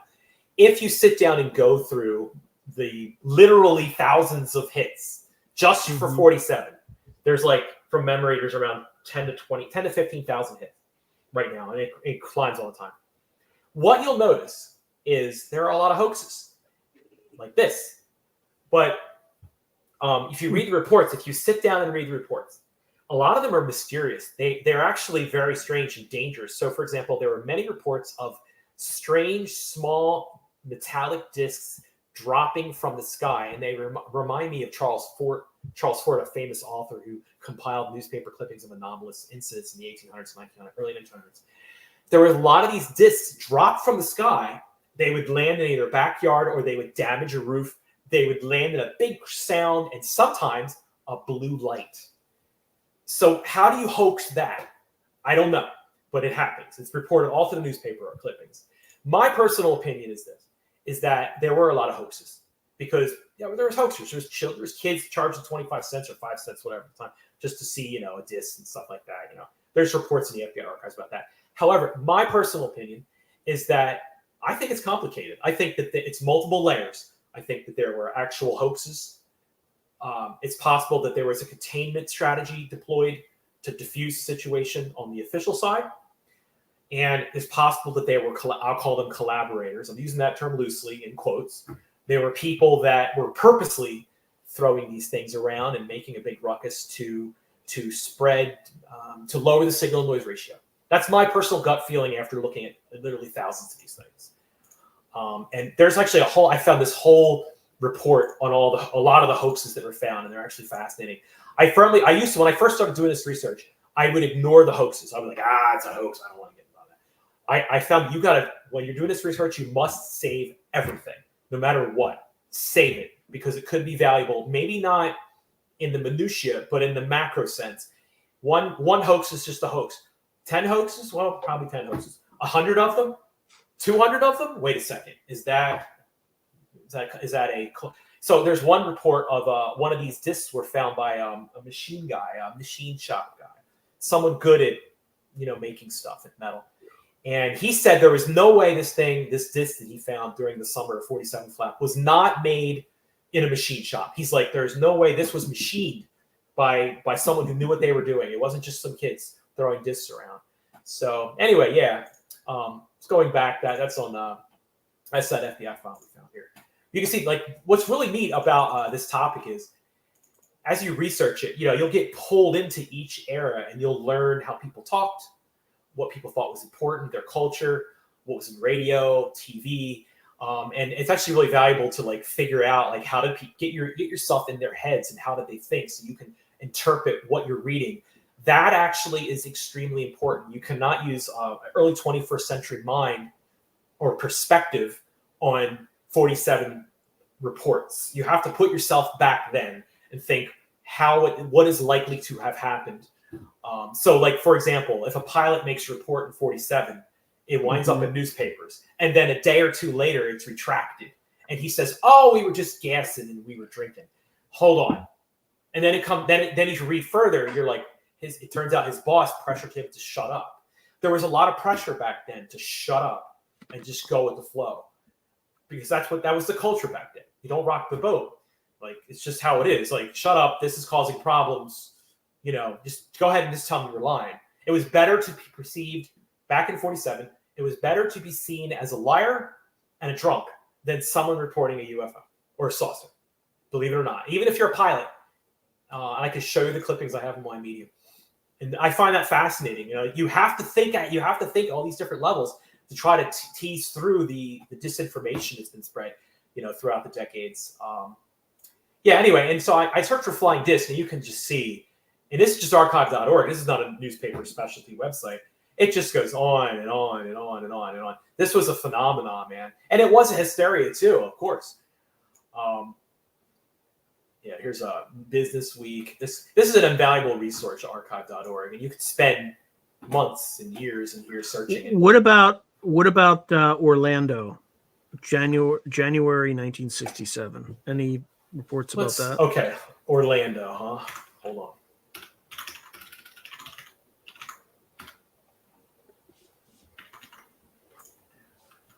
Oh, Jesus. Orlando, you have a date? Anything? That's just January? January 1967. All right, let's see what we get. So here's how I do my research, right? I'll start plugging that into various search engines. We'll see what pops up. So let's just reset that guy. First, let's just do a kind of quick. For my database, I have 227 total hits.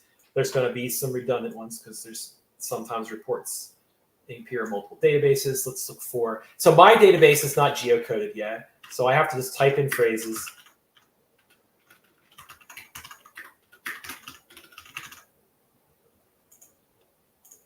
See what pops up. So we do have a report. 1/16/67, 4:30 p.m. or AM. Sorry, sodium vapor clouds from rocket launch at Eglin Air Force Base, Florida. Blue-green color visible over wide area. So we have a rocket launch there. Let's go to UPDP because that probably would trigger some false UAP reports. Let's see here. Let's search. And so you want January. And you want USA. This is a bigger database. So mine's about 55,000 total, and this one's 350-some thousand. Okay, so we have 6 reports. Oh, all right, let's see. We have some Blue Book reports. Wow. One witness for over 60 minutes. You wanted Orlando, though. Here we go. That's interesting. So we have Jan 5th, Orlando. Now we're going to go further. This is just the beginning. Star-like object was observed and photographed. An unidentified object moving in a straight trajectory across the sky was observed by a male witness. Okay. Now this is in 67. This is satellites would have been a thing. Let's do some more searching. So the error would be unidentified flying object error. So by 67, flying saucers was kind of old-timer. Now, we do have a problem. We can't easily search for just UFO, but we can do search for that. Mm-hmm. Let's just do all of Florida. Oh, I gotta log in. I'm sorry, guys.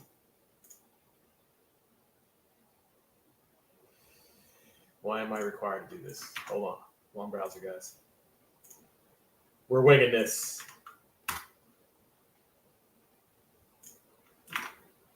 All right. We got 104 matches. January 11th. Let's see what this one is. Michigan. So somebody took a photo. Who knows? Might be true. Might be fake. Who the hell knows? Let me clip it. So this is what I do. As soon as I find, no matter what I find, I clip it. Make a clipping for later. Clipping. Anyway, let's see what we can find here. So you want Orlando. What's this? Okay, let's look at the Benny. Looks like a mention here. A TV show.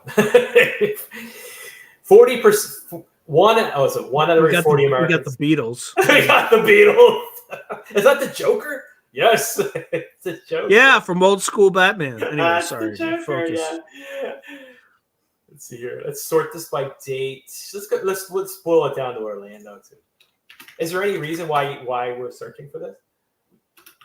Yeah, there's one of the listeners viewers. Okay. Well, I don't care. I mean, let's find. Let's see what's in there. Maybe there's something interesting here. Oh, what's this? We got something.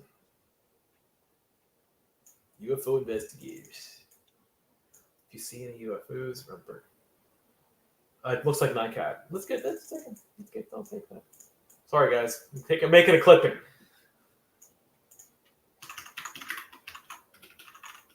All right, let's keep looking. We're doing UFO research in real time. What's this?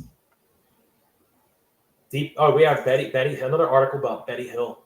That's the abduction, famous abduction. Strangers give the Hills weird medical examination. They call them strangers since '67. Strangers. Well, I mean, it's a strangers, right? They're not aliens. Others, yeah, others. Betty. I'm misspelling Barney. Yeah, so there looks like an interview with it looks like Betty and Barney Hill and stuff, and there's like I guess a hypnosis and stuff like that. So probably a 2-page. Let's see the next one. Look at it. So back in '67, this was by the way, this was mainstream. This wasn't like just obscure guys in their basements playing WoW and reading about UAPs. No, this was actually like it was all over. There was comics. It was front page news, like all kinds of stuff. Here we have an abduction.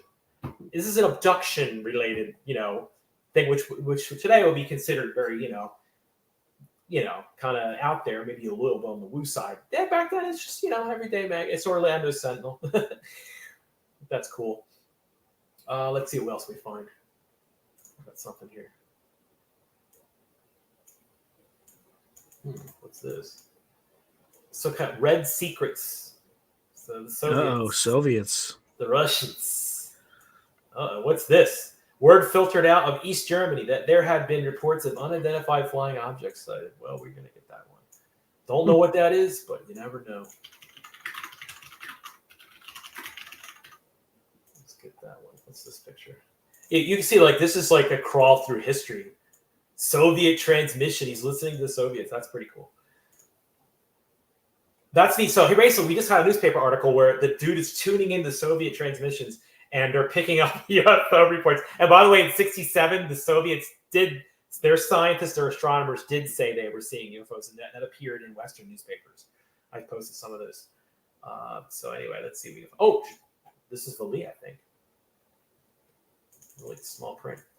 Jacques and Janine Vallée, a serious study of the sightings of flying saucers or UFOs that have been reported throughout the world. So he's a mathematician, astronomer, and his wife is a psychologist and data analyst. Well, that's interesting. Just a little, what is it, like a book or something? Yeah, so there's a little book announcement. We'll make that clip. Why not? So that's historical.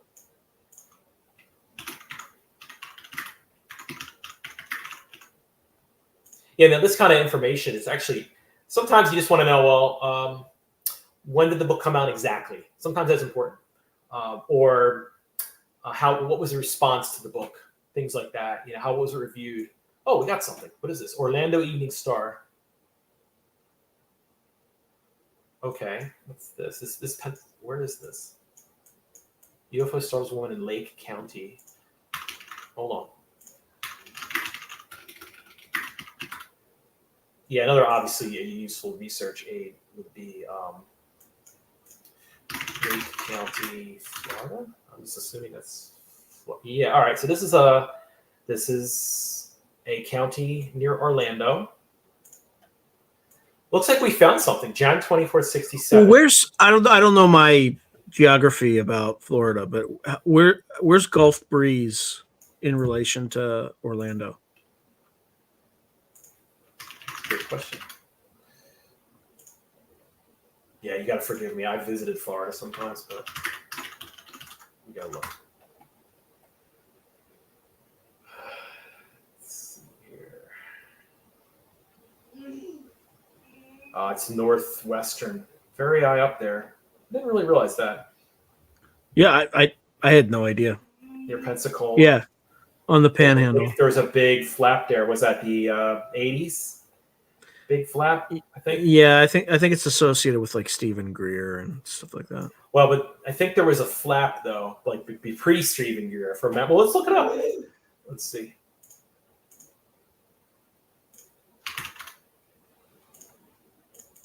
Yeah, I'm pretty sure that there was in 1988 on the UFO Cover Up Live TV special, they had Gulf Breeze people there live.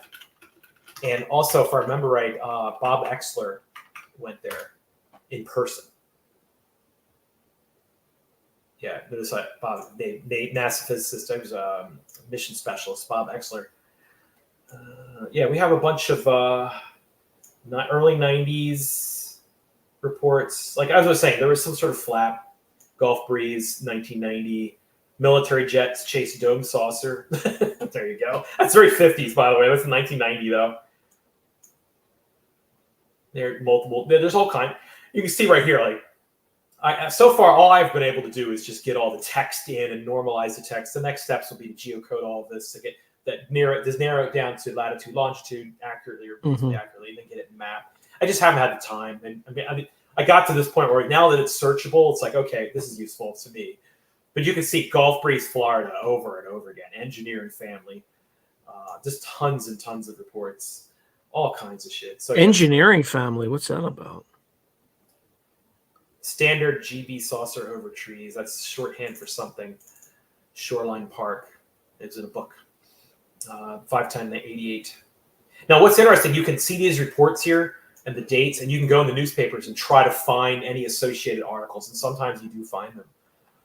Some guys claim to be abducted in Gulf Breeze in 88.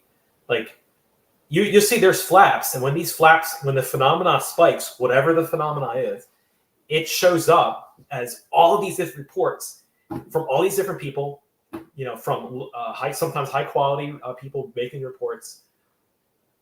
Anyway, let's go back to this Orlando thing just to see what is this report.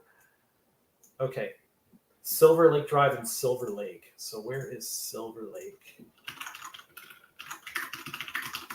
Florida. All right, there's Silver Lake, right here. Near Orlando. 6 a.m. and saw a big ball of fire going down in the west over Silver Lake. So it's a brilliant reflection in the lake and remained in view for about 3 minutes. So it's a 3-minute sighting. So I don't know, would a meteor last 3 minutes? No. She talked to a neighbor and adding that he saw a multiple person sighting, perfectly round and a bright orange, about half again as big as the sun, when it's low in the sky in the west. She didn't say anything. I've actually seen one of those before. Yeah, I'll clip it. I don't know if this is really UAP, but it did wind up in newspapers, and so let's clip it. Because the thing is, there could be other reports, and you can always correlate them against it, So it's an interesting one. It's 3 minutes long. It doesn't sound like a satellite. And there's Saigon right there. And my father was going to Nam. Why have you been in Nam around this time? There you go, man. Supply boat blasted. Oh, shit. Well, anyway, there you go. There's that one. Let's see what else we can find. This is just Orlando. Okay, wait. We got Orlando Evening Star. Oh, we got more. Yeah, hold on. Okay, so this is a larger article.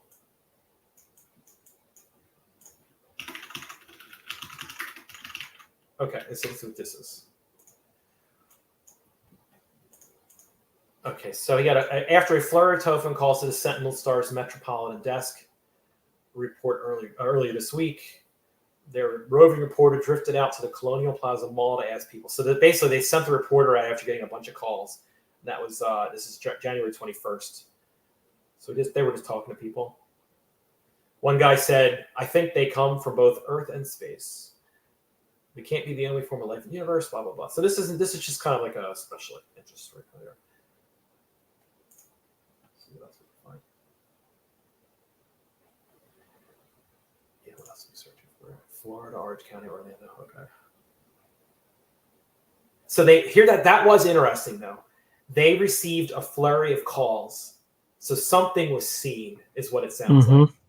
That is interesting. Oh, we got a Heineck hit. UFO photos held authentic. Yeah, like no one human could collect all these clippings. It's literally impossible. There's so many hits. People don't realize the scale of this phenomenon. It's off the charts. We're kind of in amnesia. over it. Okay, it looks like two photos snapped by two Michigan teenagers appeared authentic. And that's there's some quotes from Heineken there. That's interesting. He said that the striking thing to me is the similarity these pictures have to other photos I have seen, and also to verbal descriptions I've taken from ostensibly reliable people. Mm-hmm. That's interesting. To the best of my recollection, even the antenna shown on the back has been previously reported, as has the tail structure. So he's now commenting about antennas. The antenna shown on the back? Yeah, Heineken. Dr. Heineken says in 67. I've never heard about a UFO having an antenna. That's the first time I've ever heard something like that. Let's look for antenna. Let's do it. Let's check it out. Yeah, actually, that's an interesting hit, man. All right, we're just going to do for anything hit. Okay, 371 hits with the word antenna. And so, let's see. All right. Okay, this is 2007. Circular object hovered low over the witness's barn for 60 minutes in Pennsylvania, starting around 7 p.m. It had white lights that did not blink and a white antenna that moved back and forth. And let's just go back in time. Yeah, there's beings wearing helmets with antennas. It's over. We could spend hours going through all these. Like, here you go. This is in 1994 in Italy. Small humanoid or gray spaceship on rocky shore. Small antenna on the side of the helmet. Yeah, antennas do appear, man. That's from Heineken himself, right? You can see clearly, like, the word antenna is used over and over. Let's do this. Hold on. Now, let's do. I have deeper. This is the search engine where you can just type in a phrase. It's a basic search engine. It's really like in a text editor, hitting find. But I actually have this entire chronology, this entire database in HTML form. And I also have it in quick index form, which is an older way of doing searching. And so let's look for the word, for all words starting with A. This is let's get this in Firefox. So yeah, okay. So antenna. So let's look at every instance of the word antenna. Here you go. And so what's interesting about this is that antenna, you can now see the context. This is sorted by date. This is valuable. So there's 196 instances that it found with the word antenna in there. And so raise, shoot, antenna base. Like, it's just used over. A lot of these are just UFO reports. Long antenna, kind of antenna, low gain antenna. I don't know what that one is. That might not be reported. More like astronomy. It had an antenna. It carried an antenna bearing a flashing red light. That was in 66. Anyway, you see, look at all the instances of the antenna. I wonder if this is like a classified U.S. anti-gravity program. Yeah, I don't know. Or it's all the above. Or it's a phenomena and somebody's up to something with classified tech. Who knows? I don't have enough information to rule any of it out. Dome saucer with antenna over school. It's just, anyway, that's interesting. I didn't know Heineken said that. So there you go. It was in 67. I mean, it could be, depending on the year, right? It could be deliberate disinformation. Right. Yeah. But the thing is, I would say, when did he go good? I think he went. This is rough. I think he went good mid 70s or to 80s. And when was this antenna article? This is 67. However, just saw. Hold on. Here's the deal. We have reports mentioning the word antenna going back decades before 67 from people all over the world. And so I'm not so sure about that. If it is disinformation, it is the most effective disinformation program ever. And I want to know who set up. They're likely dead now. Well, no, I just mean that particular incident. Yeah, right? I mean, that could be Heineken just blowing smoke up our asses. But I don't think so. So if somebody mentions an antenna on a craft, it probably means they're making it up.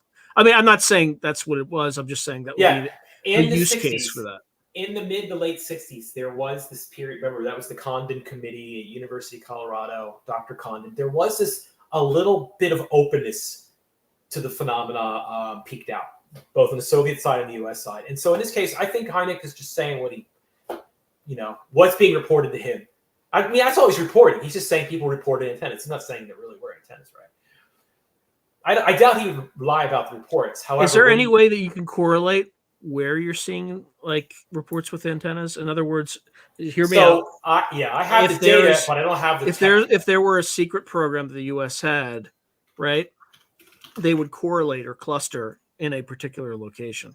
Yeah, and so I don't have that ability. I don't have anything geocoded, right? I just have text. I don't have latitude and longitude, and however, others have done that work, but the tools that you're referring to, I don't believe are available in the open public domain or open source yet.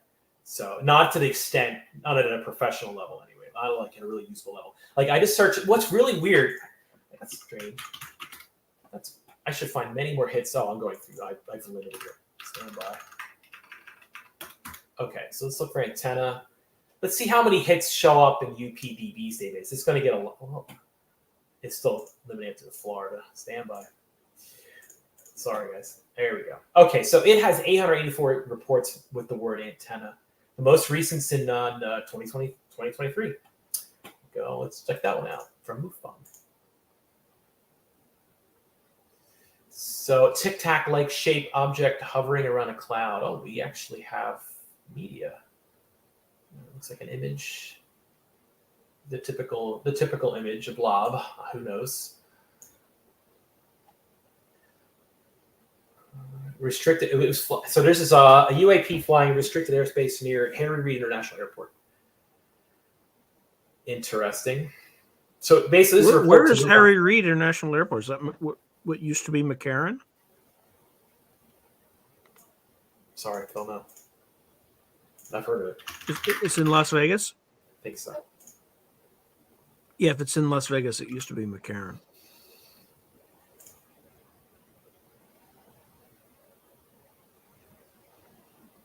Yeah, it's on Las Vegas. Yeah, that would be near. Yeah, it used to be. It used to be called McCarran Air Force or McCarran Airport, but it changed. Okay, so second picture is of the tic-tac. So this is a recent report, very recent. Flying restricted airspace, eastern boundary and eastern sunset. So that's interesting. 2 sightings. Where's the antenna though? Oh, here it is. I also saw a donut-shaped object camouflaged in the clouds, and it had an antenna that looked like a football goalpost jutting out of it. All right, there you go, man. Wait. So this was observed near McCarran, or sorry, near Harry Reid Air Force Base, or sorry, Harry Reid Airport. Yeah, the second one, he claims it was in restricted airspace near Harry Reid International Airport. So Nellis Air Force Base is out there, and Area 51 is. And that could be ours. Out there. This is. That's what I'm saying. If you see antenna on it, it's probably ours. Yeah, and so we're just poking around here. So UPDP will have very recent reports. My database just after 2000 just drifts. There's not much. I don't have any drifts off. And I'm cool with that because we have UPDP for the more up to date stuff. So you can see we can just go on and on and on. There's all kinds of shit. What's this? Mansfield, Massachusetts. This is September 2022. So this is a big report here. It's multiple pages. What's the gist of it? He's been taking pictures of objects in the sky with the camera on his phone, blinking star-like objects. He said he noticed an object hovering over my parents' home. Hovering. That's interesting. They look identical. So he said the probability or possibility of people flying drones these days is quite high. I don't know. He basically was seeing, it sounds to me like drones, at least at first. But these had other sightings where they seem to zigzag. Yeah, dude, you could get lost in these databases. Mm-hmm. He says they're seeing them every night. And they could very well be drones. Absolutely. Yes. Yeah, what I've learned, personally, it's like when you see something almost everything in the sky is explainable, right? It's going to be a plane or a drone or even a balloon. Like around here, people like the light. I don't know what they're called. They put candles in them or whatever. They put little LEDs in or something. It's like a Mylar balloon. They put it up in the sky for fun. All kinds of shit. So most of it, and it's well known, right? Most reports, generally speaking, on average, probably 95% are going to be just whatever, right? But here's what I want to say. There's a caveat to that. In certain time periods, like summer of 47, or say July 52, or 57, whatever, there's peaks. I think the probabilities shift during those peaks. So, for example, if somebody's near White Sands, New Mexico, in June or July 47, and they're experts and they say, "Oh, we saw these objects." Well, yeah, we have tons of them. So the probability that that's not ours is pretty high, I think. Yeah. Anyway, we have all kinds of reports all over the world mentioning antenna. So anyway, what else should we do, Sean? I'm getting kind of tired, man. We've been on for a while. How about occupants? Okay, let's check it out. That's a good one. Let's see. Let's search mine.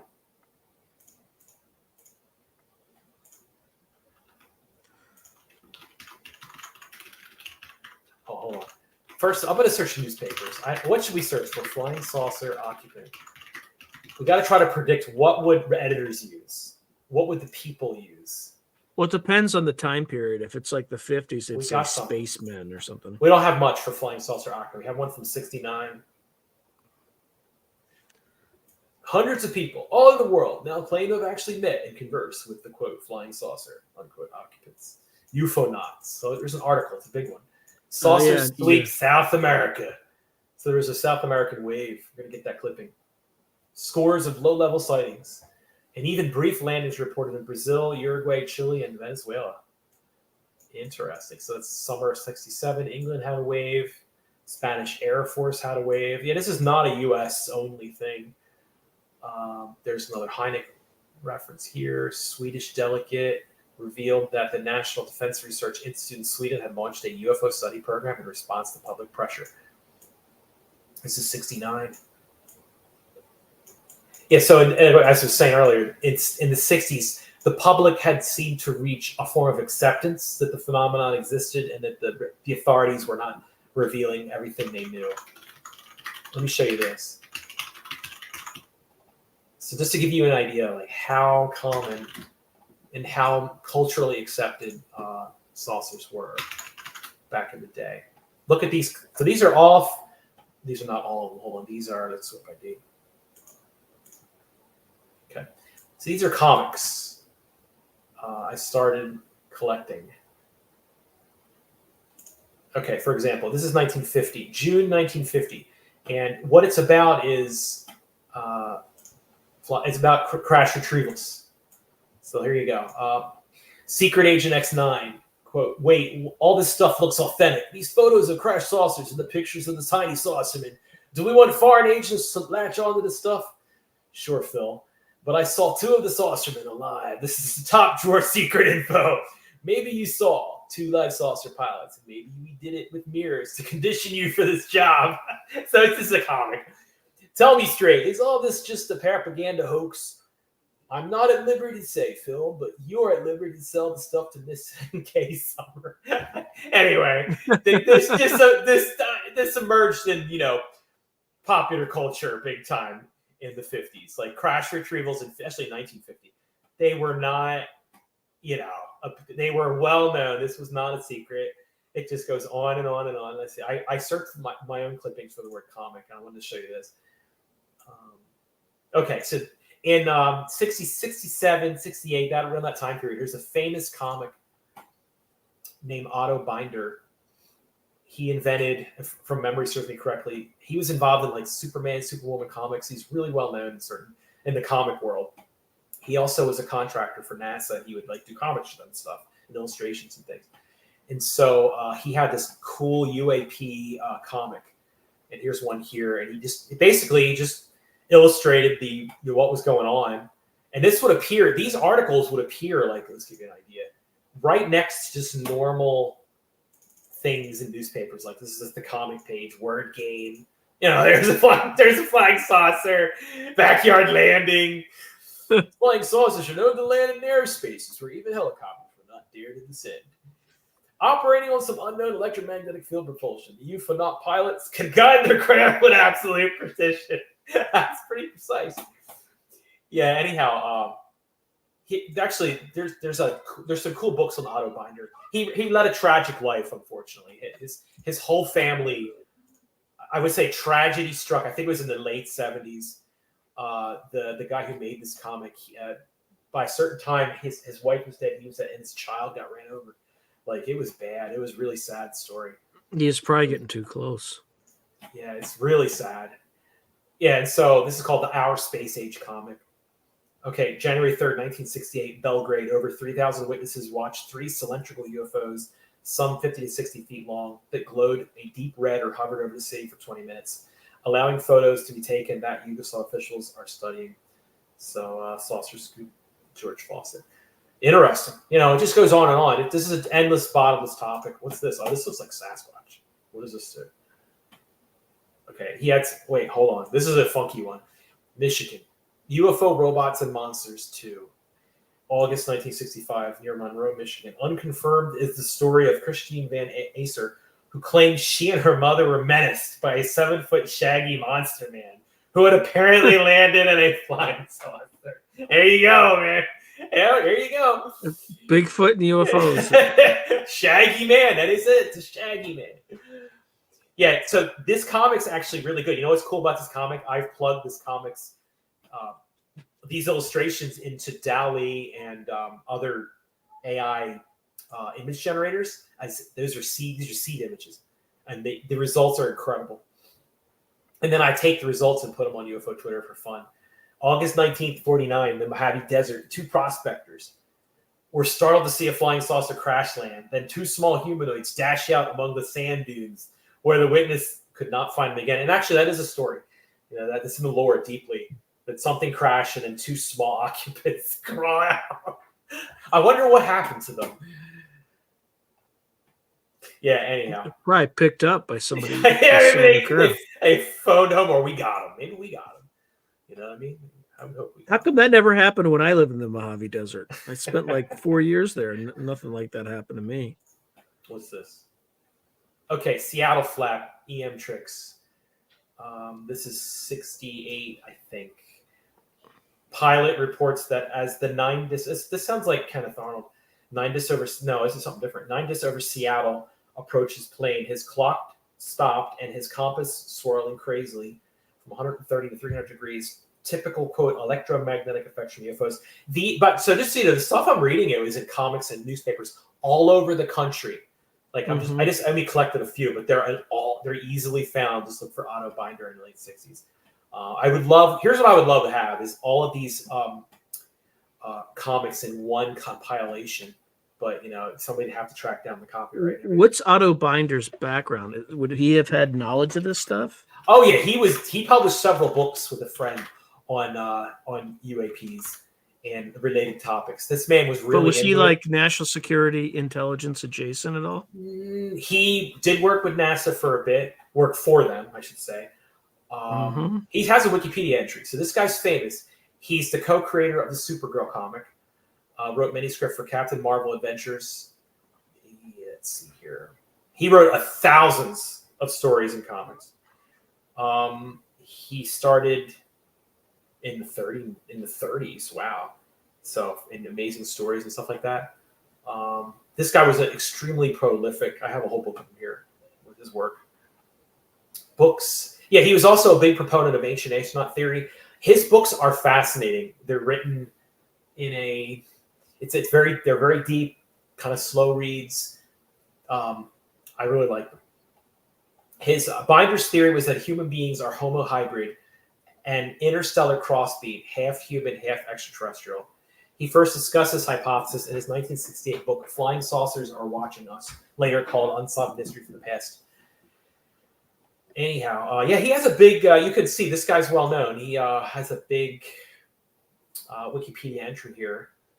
He unfortunately, he died in 1974. Really, that's what I was saying, really sad story. It's amazing how quickly these people are forgotten, but they have utterly forgotten. Yeah. But if you go to Amazon, you can see his UAP books you can still get them. at least used. And yeah, he's totally forgotten. Although at the time, he had these comics published.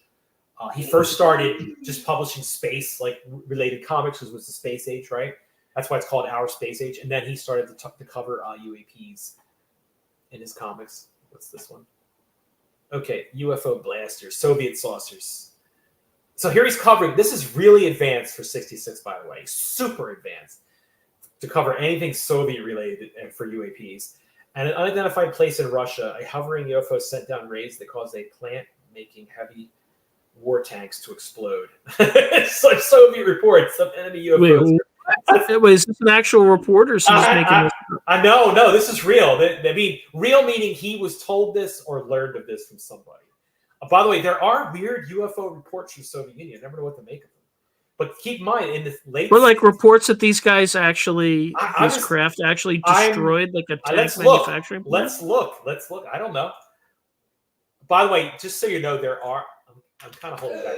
There are some reports from the Soviet Union in the early 80s over, I can't pronounce it, Baikonur Cosmodrome. Let me show you that.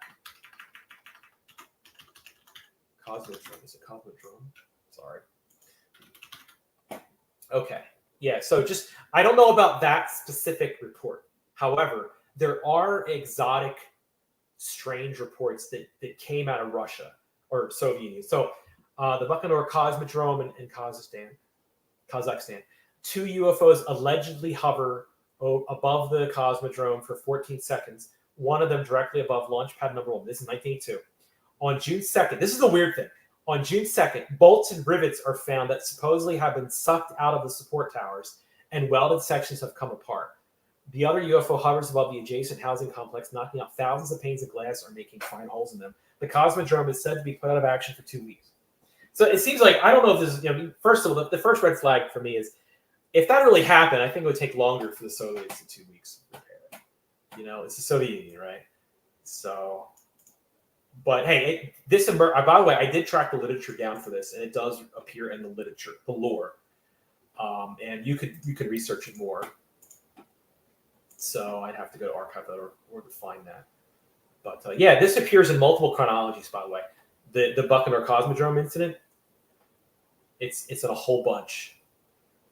Yeah, the Soviets were having their own problems. That's well known, by the way. The Soviets did have problems. Did they have shit blown up? Let's see. Well, this is the Cold War, right? We might have been spreading. This could be U.S. intelligence. This could be Isn't there some story where they these guards fired upon occupants, and the occupants got pissed and turned them to stone? Yes. Have you heard this story? Yes, I've heard the story. We got to look it up. We got to look it up because no one will believe I'm making this. I think I'm making this up. Let's look up. First, let's look at mine. Let me see what mine has. We should take our time on this one because it's fascinating. I'm just look for all Russia 1960, 67. Let's see how many we got. We got 94 results. Yeah, so we do have a trickle of reports. Let's look 67. We got a lot for 67. Saucer buzzes airliner. Yeah, a whole bunch of reports emerged. Yeah, so Dr. Felix Ziegel, who was their main UFO guy in the 60s, 70s, and 80s, he said this in newspapers that, and in one of his other papers, that the Soviets first started tracking UAPs on radar in 47.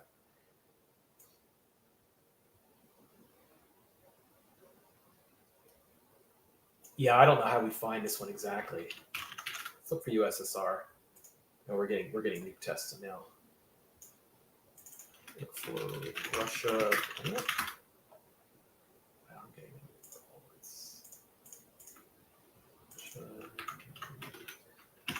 yeah, I really don't know what to search for here. Phil Kloss.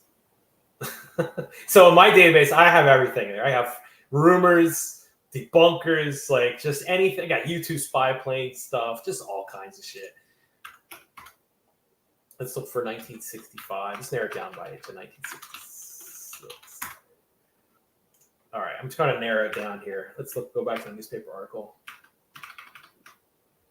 And so this is September 10th, 66. Somebody's saying it was a CIA document that revealed the Russian incident. Oh, yeah. Interesting.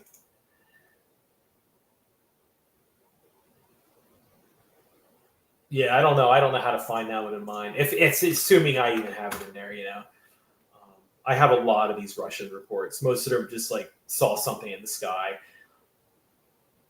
Here's one. This is kind of interesting. 8/2/65. The crew of the Russian steamship Raduga in the Red Sea watch a fiery sphere emerge from the water. Anything in the water is interesting, causing an enormous pillar of water to rise and collapse. I doubt that's a balloon. It hovers above the surface at an altitude of 490 feet. A motorboat sees it. Object shoots straight up, and the boat is hit by a strong wave that overturns it. There you go. That's a good one. Russia's USO secrets. I found it. Oh, you found it? Yeah. Let me share. Hold on. Let me just get it close. All right. Let me just remove yours. Just give me a second.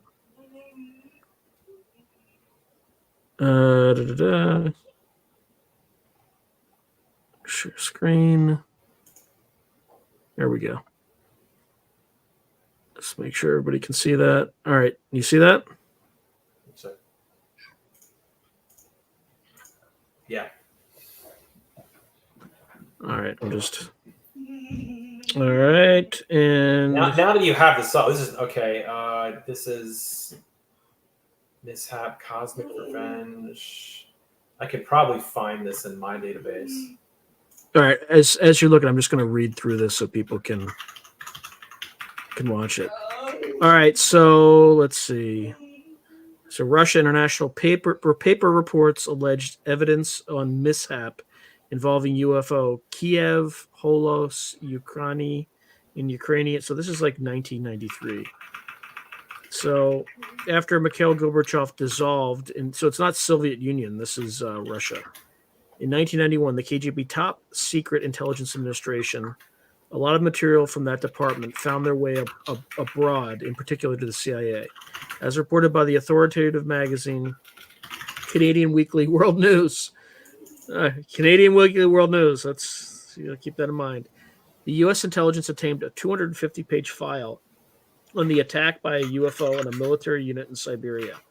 The file contains not only many documentary photographs and drawings, but also testimonies by actual participants in the events. One of the CIA representatives referred to this case as a horrific picture of revenge on the part of UFO or of extraterrestrial creatures, a picture that makes one's blood freeze. According to the KGB materials, a quite low-flying spaceship in the shape of a saucer appeared above a military unit that was conducting routine training maneuvers. For unknown reasons, someone unexpectedly launched a surface-to-air missile and hit the UFO.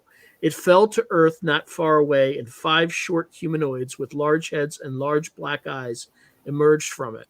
It is stated in the testimonies by the 2 soldiers who remained alive I love it, that after freeing themselves from the debris, the aliens came close together and then merged into a single object that acquired a spherical shape.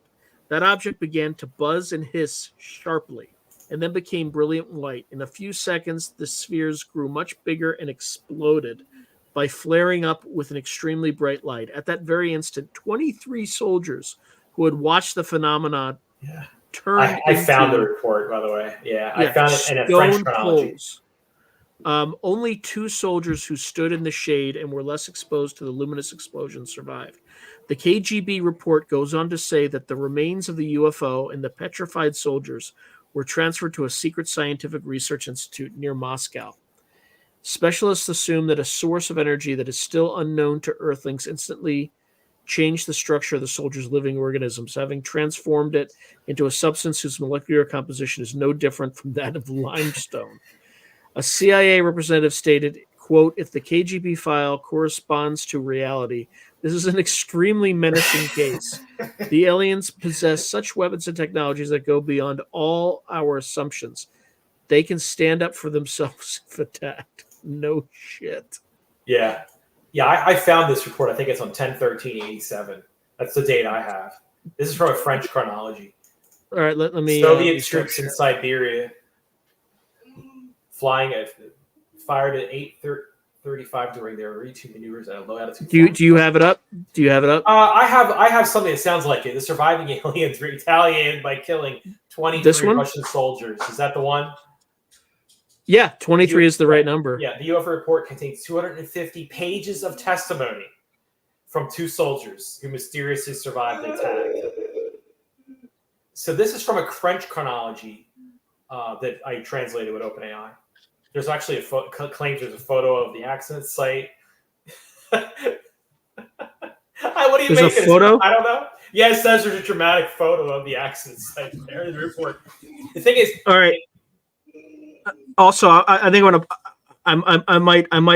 we might have some first-hand video about something else that's a little bit more recent. So let me send. Just give me a second. I'm probably gonna let one more person on, and you can just watch the show on this one. Yeah. Hold on, just give me a second. I just have to send them the link.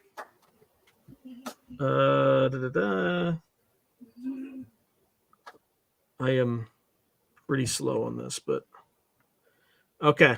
No, but keep going, because he still has to get the link, and then So I have a summary of that incident. Yeah, let's go through it really quick, and then as soon as Gray Owl. The deal is the French have an interesting perspective on UAPs. They have like official government reporting agencies, I think, to this day. The French intelligence is known to be very active in this space. So I went and I found all the French chronologies I can get my hands on in public. One's by Godlieve Overmere, who's passed away. And she reported that this occurred on 10/13. I think this is the same incident, 10/13/87. Soviet troops. Yeah. The report that I had, I think, was referring to like a Canadian Weekly World News report that corroborated that the CIA had this 250-page report. So so that was kind of just likely the CIA was just a heads up, it's leaked. So that was 93, but it sounds like the actual was during the Cold War in the Soviet Union. To put this in perspective, there is a book, a very well-known book, which I've translated to English, called UFO Glasnost. And this is written by a famous Soviet aviator. And in this book, this is like right as the Soviet Union is collapsing. Here it is, by Dr. Marina Popovich. She's a one of their most famous aviators. All right, and we got Gray Owl. What's Gray Owl? Gray Owl is he's got a first-hand video. Oh, cool. Do you know who Rob Heatherly is? Yes, he's the Wikipedia guy. The guy who's investigating Wikipedia on Twitter, or is that somebody else? Yeah, he vouches for Gray Owl. He actually did on this site. So Gray Owl's been taking a lot of kind of first-hand data of entities that have been appearing up in Canada. But let me remove your thing, and then I want to let Gray Owl on. All right, hold on. Okay. You'll do. Hey, Gray Owl, can you see me? Yeah. Good. You got it. You got it ready? Yeah. I'm over at the Owl's Nest this time, and my internet connection's not as good here for uploading. Oh, can you hear me? Yeah. Everybody can hear you. You're live. Yeah, I can hear you. Yeah. So I have this video that shows like exactly. Some pictures should have showed up to you by now or whatever. But yeah, I've seen those. I can.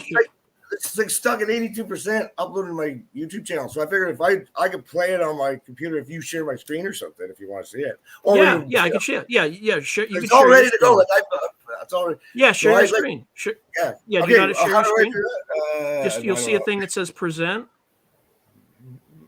Yeah. Let me just. You click on that. And then you go share screen. Yeah, okay. And then I'm going to launch it in like media. Okay. So I can do whatever. I'll be on the screen, right? Okay. So As soon as I see it, I'll put it up. Yeah, it's just an MP4 or whatever. Yeah. Okay. So I'm going to present video file right now. Oh, you guys are going to love this. This is fucking nuts. Okay. Now I'm just going to find it.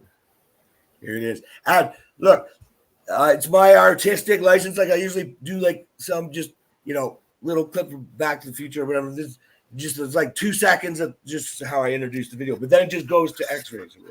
Yeah. Can you fast forward? What? So is this? What is this video? Oh, it's like, okay, well, whatever. Yeah, I can do that or whatever. But let me just. These are you make up your own mind what you think they're. Hang on. All right, let me know once you. Yeah. Okay, I see it. So, All right, but This is a mystery video. We don't know what this. Yeah. Well, you're not gonna show any like Back to the Future stuff, right? Because I don't want to get copyright strikes. Okay. Oh yeah. No. Okay. So there's like there's just a clip from the original Mad Max. What are you getting me involved in? What are you guys getting me involved in? What's going on here? No, just skip it. Like it's like. All right. Why don't you just introduce what the video is going to be, and then just start there. Don't start with any copyright material. Okay. Well, I can't even see the video. Like I launched it, but I don't. Oh, let me just make sure. I don't think I have control. Just so the viewers know, I have no idea what this is. No idea. Yeah. So just move it like 30 seconds. Or do you have control of it? Apparently, 30 seconds. Okay, right on. Well, yeah. Like he just, and then it'll flip right over just as soon as he goes by here. Okay, now this is going into the video. Right here? You see? Yeah. Let it go. Okay. Let me go back. Oh, what the heck? Look at that! Check out this cat's eyes, man. I'm trying to like get it perfect. Yeah. Right here. Sean, I think I'm gonna step out. I gotta eat, man. I'm tired. All right, brother. Thank you. Notice. But Gray out. Good luck with your video, man. All right. See you later. All right, I'm gonna hit play. All right. Yeah. Let me know when I should hit play. Yeah. Hit it. Wait. Let me. I'm gonna turn off the music because that's where you get copyright strikes too. Yeah. What is that? Okay, that's an X-ray, dude. That's the cat that showed up at my house. And so this is a chick. Well, when I was looking into the Miami aliens, I was like looking around on TikTok for videos and stuff, and this chick, some like backwater chick, says, "Yeah, they talk about all these aliens down in Miami." She's like standing those are really far away. And so you think they're like trees or something across the road. She says, "Does that not look like an alien, a big alien sitting right there?" What? It looks like a rat. Like it looks like a rat thing or something. Yeah. Well, I thought it was a dinosaur. This thing's huge, man. Look at the white snakes in its eyes. Okay, so this video right now, what you're watching, is playing at under 6% of lower than 6% of the original speed of the video. And look at how he's glitching. Look at that thing. What is that? It's a fucking X-ray, bro. That's the cat that knocked on my door. Except he had like those white things coming out all over his face. It's like flux, man. When was this taken? All these other I don't know. Look, I don't have all the answers for you, but this is what it looked like when I went inside of my house. Like you think, okay, are those fucking trees or something? But they're like moving like that. What's the provenance of this video? Where did it come from? So well, anyways, I guess I have to look up. Like I just saw this video. I'm like, oh man, that's legit, and I gotta run through the Gray Owl Pipes. Sorry. Is that the end? No. Yeah. Okay, that's not me. But I would recommend let me get it up on my page so people could just have a good without us commentary, just watch the data that I'm presenting to you. It is bananas, man. It's fucking bananas. You cannot but you're what is that? Did you record that or did somebody else? No, I didn't record that. I was pulling. All I do is analyze videos. So I was pulling this under the guise that it was happening. At the time I was researching the Miami Mall incident, and I guess her search result came up in the whatever because I go to. This is the first time I ever went on TikTok. This was back when the Miami thing happened. And I would search for like Miami Mall aliens because that's the only place you could find the videos for that. And so her video came up, I guess, because when she shoots that video, she says they're talking about down in Miami that you think they got aliens down there.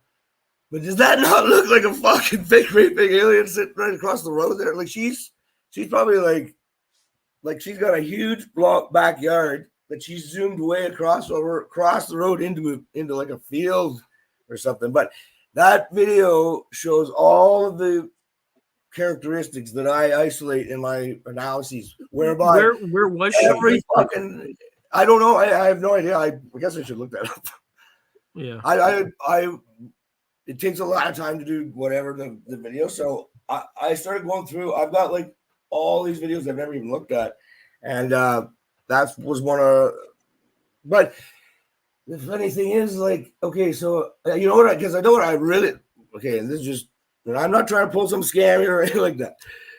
What I really should look up is, because surely I have that, if I had seen that video, even without running it through the analyses, could that have triggered my experience? Like, I got to find out when I acquired that video, which I should be able to do, I think.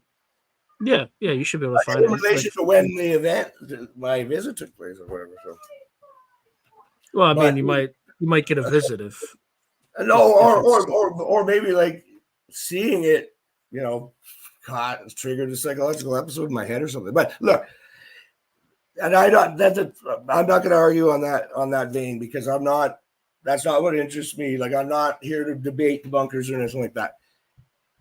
Anyone's allowed to look at that video, but I'm not going to get into an argument about whether it's because my experience. Right, people can make up their own minds. Right.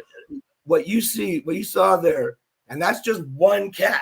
Like, if you look at what's going on around that guy, it's fucking bananas. But the whole point of this was just to get as rich. Is that like a?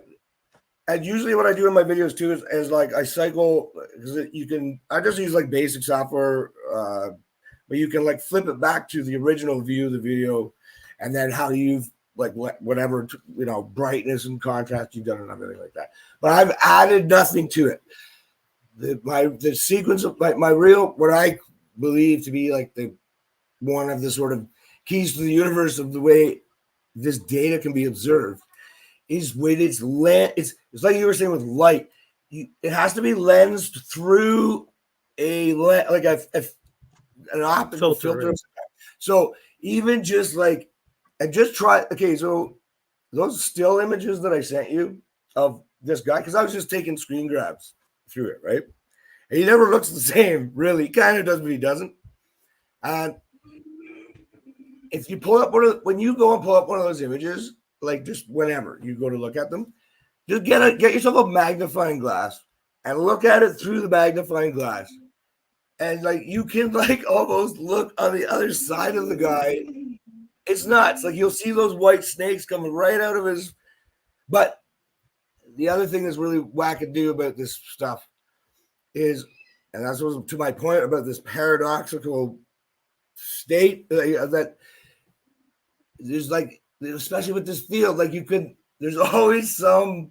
Okay, so if you look carefully enough at those photographs or any of these really weird anomalous events, like Vegas, you'll get to the point where you're like, okay, I think I can actually see like two solid, because it's all fluxing like that. Everything's going bananas. No, I think I see like these two solid figures. You're like, okay, right on, I'm making progress.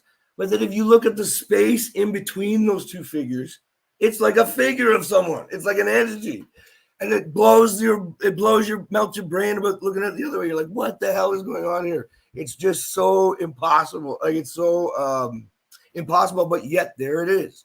So like that's why I feel like a lot of my stuff's been this journey where I've had to like say, man, like I walk around the world with blinders on. Like I don't actually look at stuff that's going on. So you always have to remove yourself from, I don't know, like the state of mind you'd be in if you were sitting down to do a math exam or something. You got to kind of let your just let go of, I don't know, maybe this is what like remote viewers, you know, is getting into this state where you're not bringing any preconceived notions Analytical about, place. yeah, Analytical. and just like or you know, because I devised this system, or Rob Hazlett and I are working on this this kind of inventive technique that I used on him one time, and it worked really well. So we're trying to use them to decode Bigfoot videos. So one thing I've noticed when started looking at these cryptid videos is they're really, like, you look at the whatever the, you know, like the images on the YouTube search result, and you're like, holy shit, that thing looks like a 800-pound gorilla, like black, standing there right in the image. Like, surely that's not what's in the video. And then sometimes you get into the video and you'll see something like that. It'll be a still image, and you'll think, oh, well, then what is this, a fake? But if you look at it, okay, so you can decode these things. And this is this trick I found with Rob Hillary, is they're always like set up, they're always set up in a way that is almost meant to, and I may sound crazy here, it's almost like meant to pull you into observing in a certain way, or like to draw your attention away from something else that's going on. So you have this Bigfoot, like, I don't know if I have the thing. I actually have like videoed some of these thinking processes that I go through, because I'm probably not very good at presenting them. I'm not really a presenter type of person. But so if you get some really weird video or image like that, the trick is, if you can allow your perceptions to go away enough that you can interpret like whatever another way of looking at it, like how I'm saying the space in between two guys is a guy. All of a sudden, like the data, like your mind realizes what the optical illusion is. It's like those. Remember looking at those, whatever they were like, these like puzzles or something on. There used to be in the office walls, like there, like a hologram, or there's like a checkerboard or something. If you stared at it long enough, all of a sudden, like 3D image would come out of it. I liken it to that. Again, I have somewhat of a social sciences degree, more like in sociology, but like I'm philosophical and all this kind of stuff. But I don't, no one knows how the mind works or whatever. But we certainly know that, like was just being discussed earlier on the show tonight. I found myself doing this sometimes when I was looking at this stuff, and I could be totally wrong. I'm not arguing that this is what is real or anything, but it's seeming to, like I am, like, in my own estimation, I'm on a genuine path of discovery of truth here. I don't need to share it. Like, I share it with you because I feel you're on the same journey, and then just as it happenstance, your audience is being able to share it with you. But you're never going to get me to come out here and like debate Mick West or something, because I care not for those individuals. Like when I was running with a Rotor and another guy who were really on the nuts and bolts, and I was too, but I started to sway and started to see. I'm saying, well, guys, are you not seeing what's going on here? And then they were so resolute in their position that it took me a while. I realized I started self-censoring. Like I was looking at these videos and I was only looking for what I knew they wanted to find in them.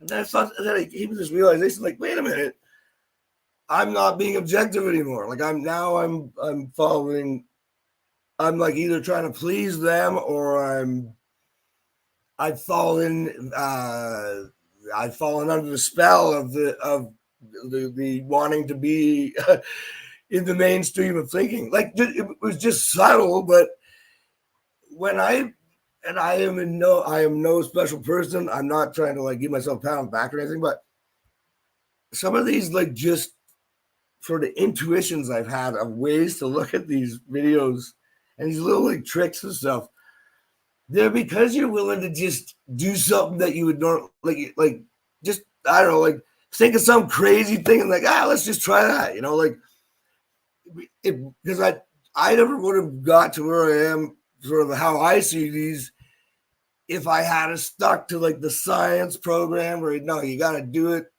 like with all. There's only a certain way to I don't know, analyze data, whatever. I'm sorry if I sound like I'm on a big rant here.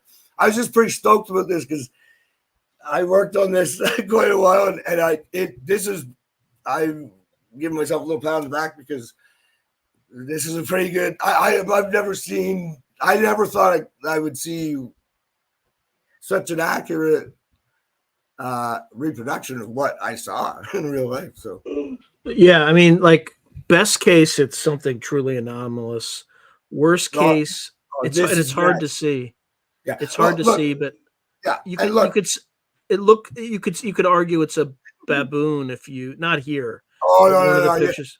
No, like look, I'll send you the, whatever the base file, like the original video, so you get some perspective and stuff. Like I'm zoomed in like, I don't know, a quarter of a mile away or whatever. So, you have no idea. Yeah, right. But I've done, I did this intentionally to get the details of how these, like that's what that cat looks like. And time, okay, when that is passing by, time is moving at 6% of our normal rate of time, right? Like, because I reduced it, I take the video. So first thing I do is I slow it down to 25%, and then I go down another 25% of that 25%. That's my base. That's where I start from, or else you're not going to see any of that stuff, right? So, and then now I recently got like a 4K monitor and stuff, so I upgrade my software a little bit, so I can burn these things at 60 frames per second. So they're not just, if you run that or whatever, I will continue to upload this video so you can just download that video and the other one or whatever you want. But oh man, that thing is moving like it's like gliding through outer space. Yeah, can you put the TikTok link in the comments? Yeah. You might even see it in the video because I don't like removing that, but I guess I should credit these people. Yeah, you should credit. I don't do anything with the videos, just for my own. So yeah, like hang on, stand by. I can get you for you right now. Yeah, so that's how we can find out the provenance of it. Okay, yeah. Oh man, I'm a bit of a scrambled brain right now, but I was up all night and then. Yeah, no worries. You're just live on YouTube right now. That's fine. Yeah, exactly. Yeah. Because just give me 1 second here. So yeah, and I got only a big like 1,000 different files. Okay. Yeah. Right. So I should go to where the original is, and then I know where that is. It's right here. No. I'm up one folder. Yeah. I mean, you don't want to know how the mad scientist thinking of a brain such as mine goes on, how I file my stuff. Yeah, what? You need a pair of red socks? Well, they're out in the garage under where the engine oil is, of course. You just got to make it a joke there. Right. So, yeah, backyard Gizzy. Okay, here we go. So I've got, no, I don't want that one. I want this was the first, slowed it down. Yeah, here we go. Slow 25. Okay, yeah, I got it right here.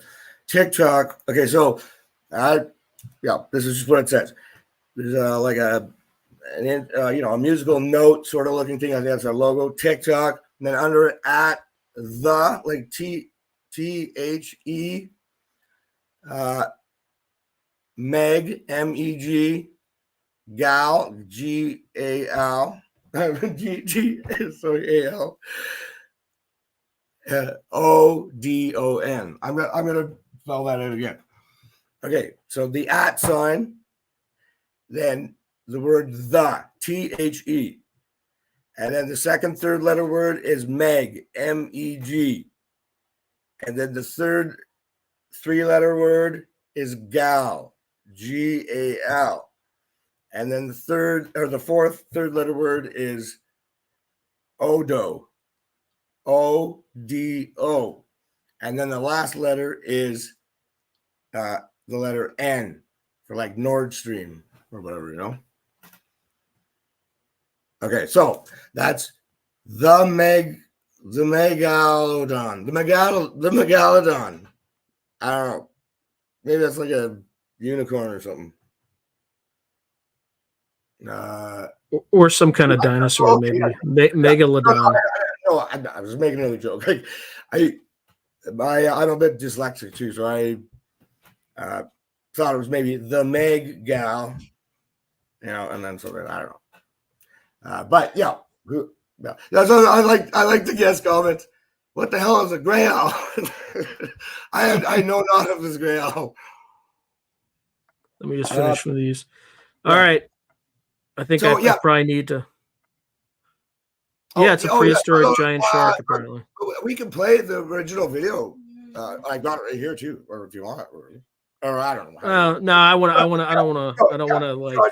That was my original intention too. Was like, look, I don't mind if you. Well, actually, what they should do is go to the video that you're gonna upload. Your subscribers, because like, look, I'm, I don't. Where should they go? Because I can just show the address. But we'll put a link to my YouTube channel on your channel or whatever. So, or however you want to do it. I don't know what. I'll share it right now. Just tell me. Just tell me. Okay. Well, just give me 1 second. I'll just tell you. Right. Yeah. And you know what? I think another problem that I'm having, like my computer, but like just packed in on me a couple times tonight. And then I started thinking, oh no, is it the X-rays? Is it the CIA? But I think it's I've been using this new browser, like what's it called, Opera or something, or I don't know. But it does all this crazy stuff. So I think it's you. And then it came to this point and said, "You've run out of memory," and the computer just shut down. I'm like, what? And then like the video was like 82%. I'm like, no. Okay, so just give me 1 second here. Okay, so here. Oh no, that's yours. Okay, now let's go. Here, and it's like it's in some like it's still at 82%. Okay, so my channel is there's lots of other videos on there too, but like, look, that one. What's cool about that video is, so when you watch that, Sean, you like it invoke or like there's a lot of videos I make. People be like, what the hell is that? Like, you can't even see like shapes that recognizable to us. Yeah, it's definitely something. It's definitely something live. Yeah, well, and what there's like one of those pictures, the still images. You'll figure it out when you watch the. Like, I was just trying to isolate this one cat, but oh my god, yeah, it's weird. Okay, I don't know where I was going with that. Okay, so my channel is whatever. I better just go back to my channel. If I'm great. Okay, hang on a second. I am Gray Owl 9, I guess. So so I'm youtube.com at Gray GREY LOWL and then the digit 9. Right? You could. Oh no, you can't. You see it? Oh well, I don't see it. I just see my. Oh, okay. I don't know where I'm supposed to be. Oh yeah, that's okay. Okay, here I am. Yeah, sorry. I got it. I'm in a different place. Oh yeah. Hey, look. If people go to my channel, you want to see a fucking nutty video, and it could be, I don't know what the hell it was, but like I was the night I filmed it, I would been doing some deep analysis and see these weird shapes, and then whatever reason I was talking to Rob on Signal and stuff. Then I was I was at my mom's place. I have this observatory platform. I started filming the moon. I put a couple videos on there. Man, it looks like fucking, like I was saying, Skinwalker Ranch. It looks like this like hole opens up and it's like blue sky on the other side of it at some points and shit. It's fucking nuts. And whatever, even if it's totally just clouds cooking by, it is fucking bananas looking. Rob, look, he's like, Jesus Christ, it looks like some sort of religious religious apparition or something at some point. Yeah, or it could be a portal or something, right, to somewhere else. No, that's what I was thinking. And yeah, if you're watching any of my videos, like, you're probably thinking, like, why does this guy just shut the hell up? Like, I kind of I yammer on through them. And it's kind of like I'm having a conversation with myself. So just don't pay me no mind, because I'll be talking about shit you either sounds like I'm nuts or Or sounds like No, something I think what you have is interesting. I just don't know what it is, and no, I know. I'm just saying, all I 'cause can know do is come up with various hypotheses. It could I know, be yeah. as mundane as a baboon. It could be Oh as yeah, crazy as a yeah. And interdimensional being, and I have it no is idea. Like I have no yeah. idea knowing. Right? And There's you no know way what? to know. Well, another thing that is so like you realize if you go on one of these journeys where you deep dive into something that's really unusual, like even though you may not like, I don't know what it, I feel like I know a lot about these things, but I don't know anything about them. I don't know where they're from, nothing. But just to get to that level, like to try and bring someone else to so that I could talk about, like even those nuts and bolts guys, they had no idea what the fuck I was talking about. I said, look, guys, I've been Well, showing you. if you got like an optical physicist or engineer, I mean, Yeah. they could Oh, definitely yeah. vet that. Well, right? Yeah. So there's the first time I described this sort of whatever I was seeing and stuff to Rob, like I had researched it and I sort of tied enough together to present a theory about it. And he immediately sent me just intuitively this video. I don't know where it's from, and it is about UFO people looking into interdimensional stuff. And it looked very like the stuff, like, you see these fucking things in the sky and they look like an amoeba or something, and like an amoeba, like high on. Well, I mean, if you're bending space time to us, it probably looks like that, right? But and what I'll post that. I'll put that video up too because it's really incredible. And you see really cool stuff in it too, because so these people, they'll like go out at night and they'll just be looking at UFO watching or whatever, but they know this stuff's going to happen, and like in the trees, like a huge human face will materialize, like a giant face, and you can see it. You can see it perfectly on their camera and stuff. That's how weird this shit is. Like this, I'll be like, "Oh my god, do you guys not see that?" And they'd be like, "No, we don't see it." And then they'd be like, "Well, we found this shadowy thing," and I'm like, "That doesn't look like shit to me." So, I mean, that's why I get into this. Anyone can see it differently, but I think you gotta go with what you are seeing. Although, if you hear, it's definitely anomalous. It's definitely anomalous, but okay. Yeah. And when I said, because I think about these things sometimes. It's okay, if someone came to me and said, "Oh yeah, this thing showed up and had fucking snakes growing," I had snakes growing out of his face. I'm like, "Oh yeah, yeah." But I would wonder, like, what would that look like? That's what it looks like, because those might not be snakes, okay? But the remote yeah, they could be eye stalks. They could be any number of things. Tentacles. I want to show you, Sean. I'm going to show you something really cool right now too. The remote viewer drew that. Check it. I'm going to find her picture. It's bananas. And I did like this whole video on after she did that. I did this whole video on just snakes coming out of people's eyes. Yeah, I don't know if you ever watched that old World War II documentary that I got on my channel. Oh my god, there's some people in that with snakes or whatever. It's weird stuff.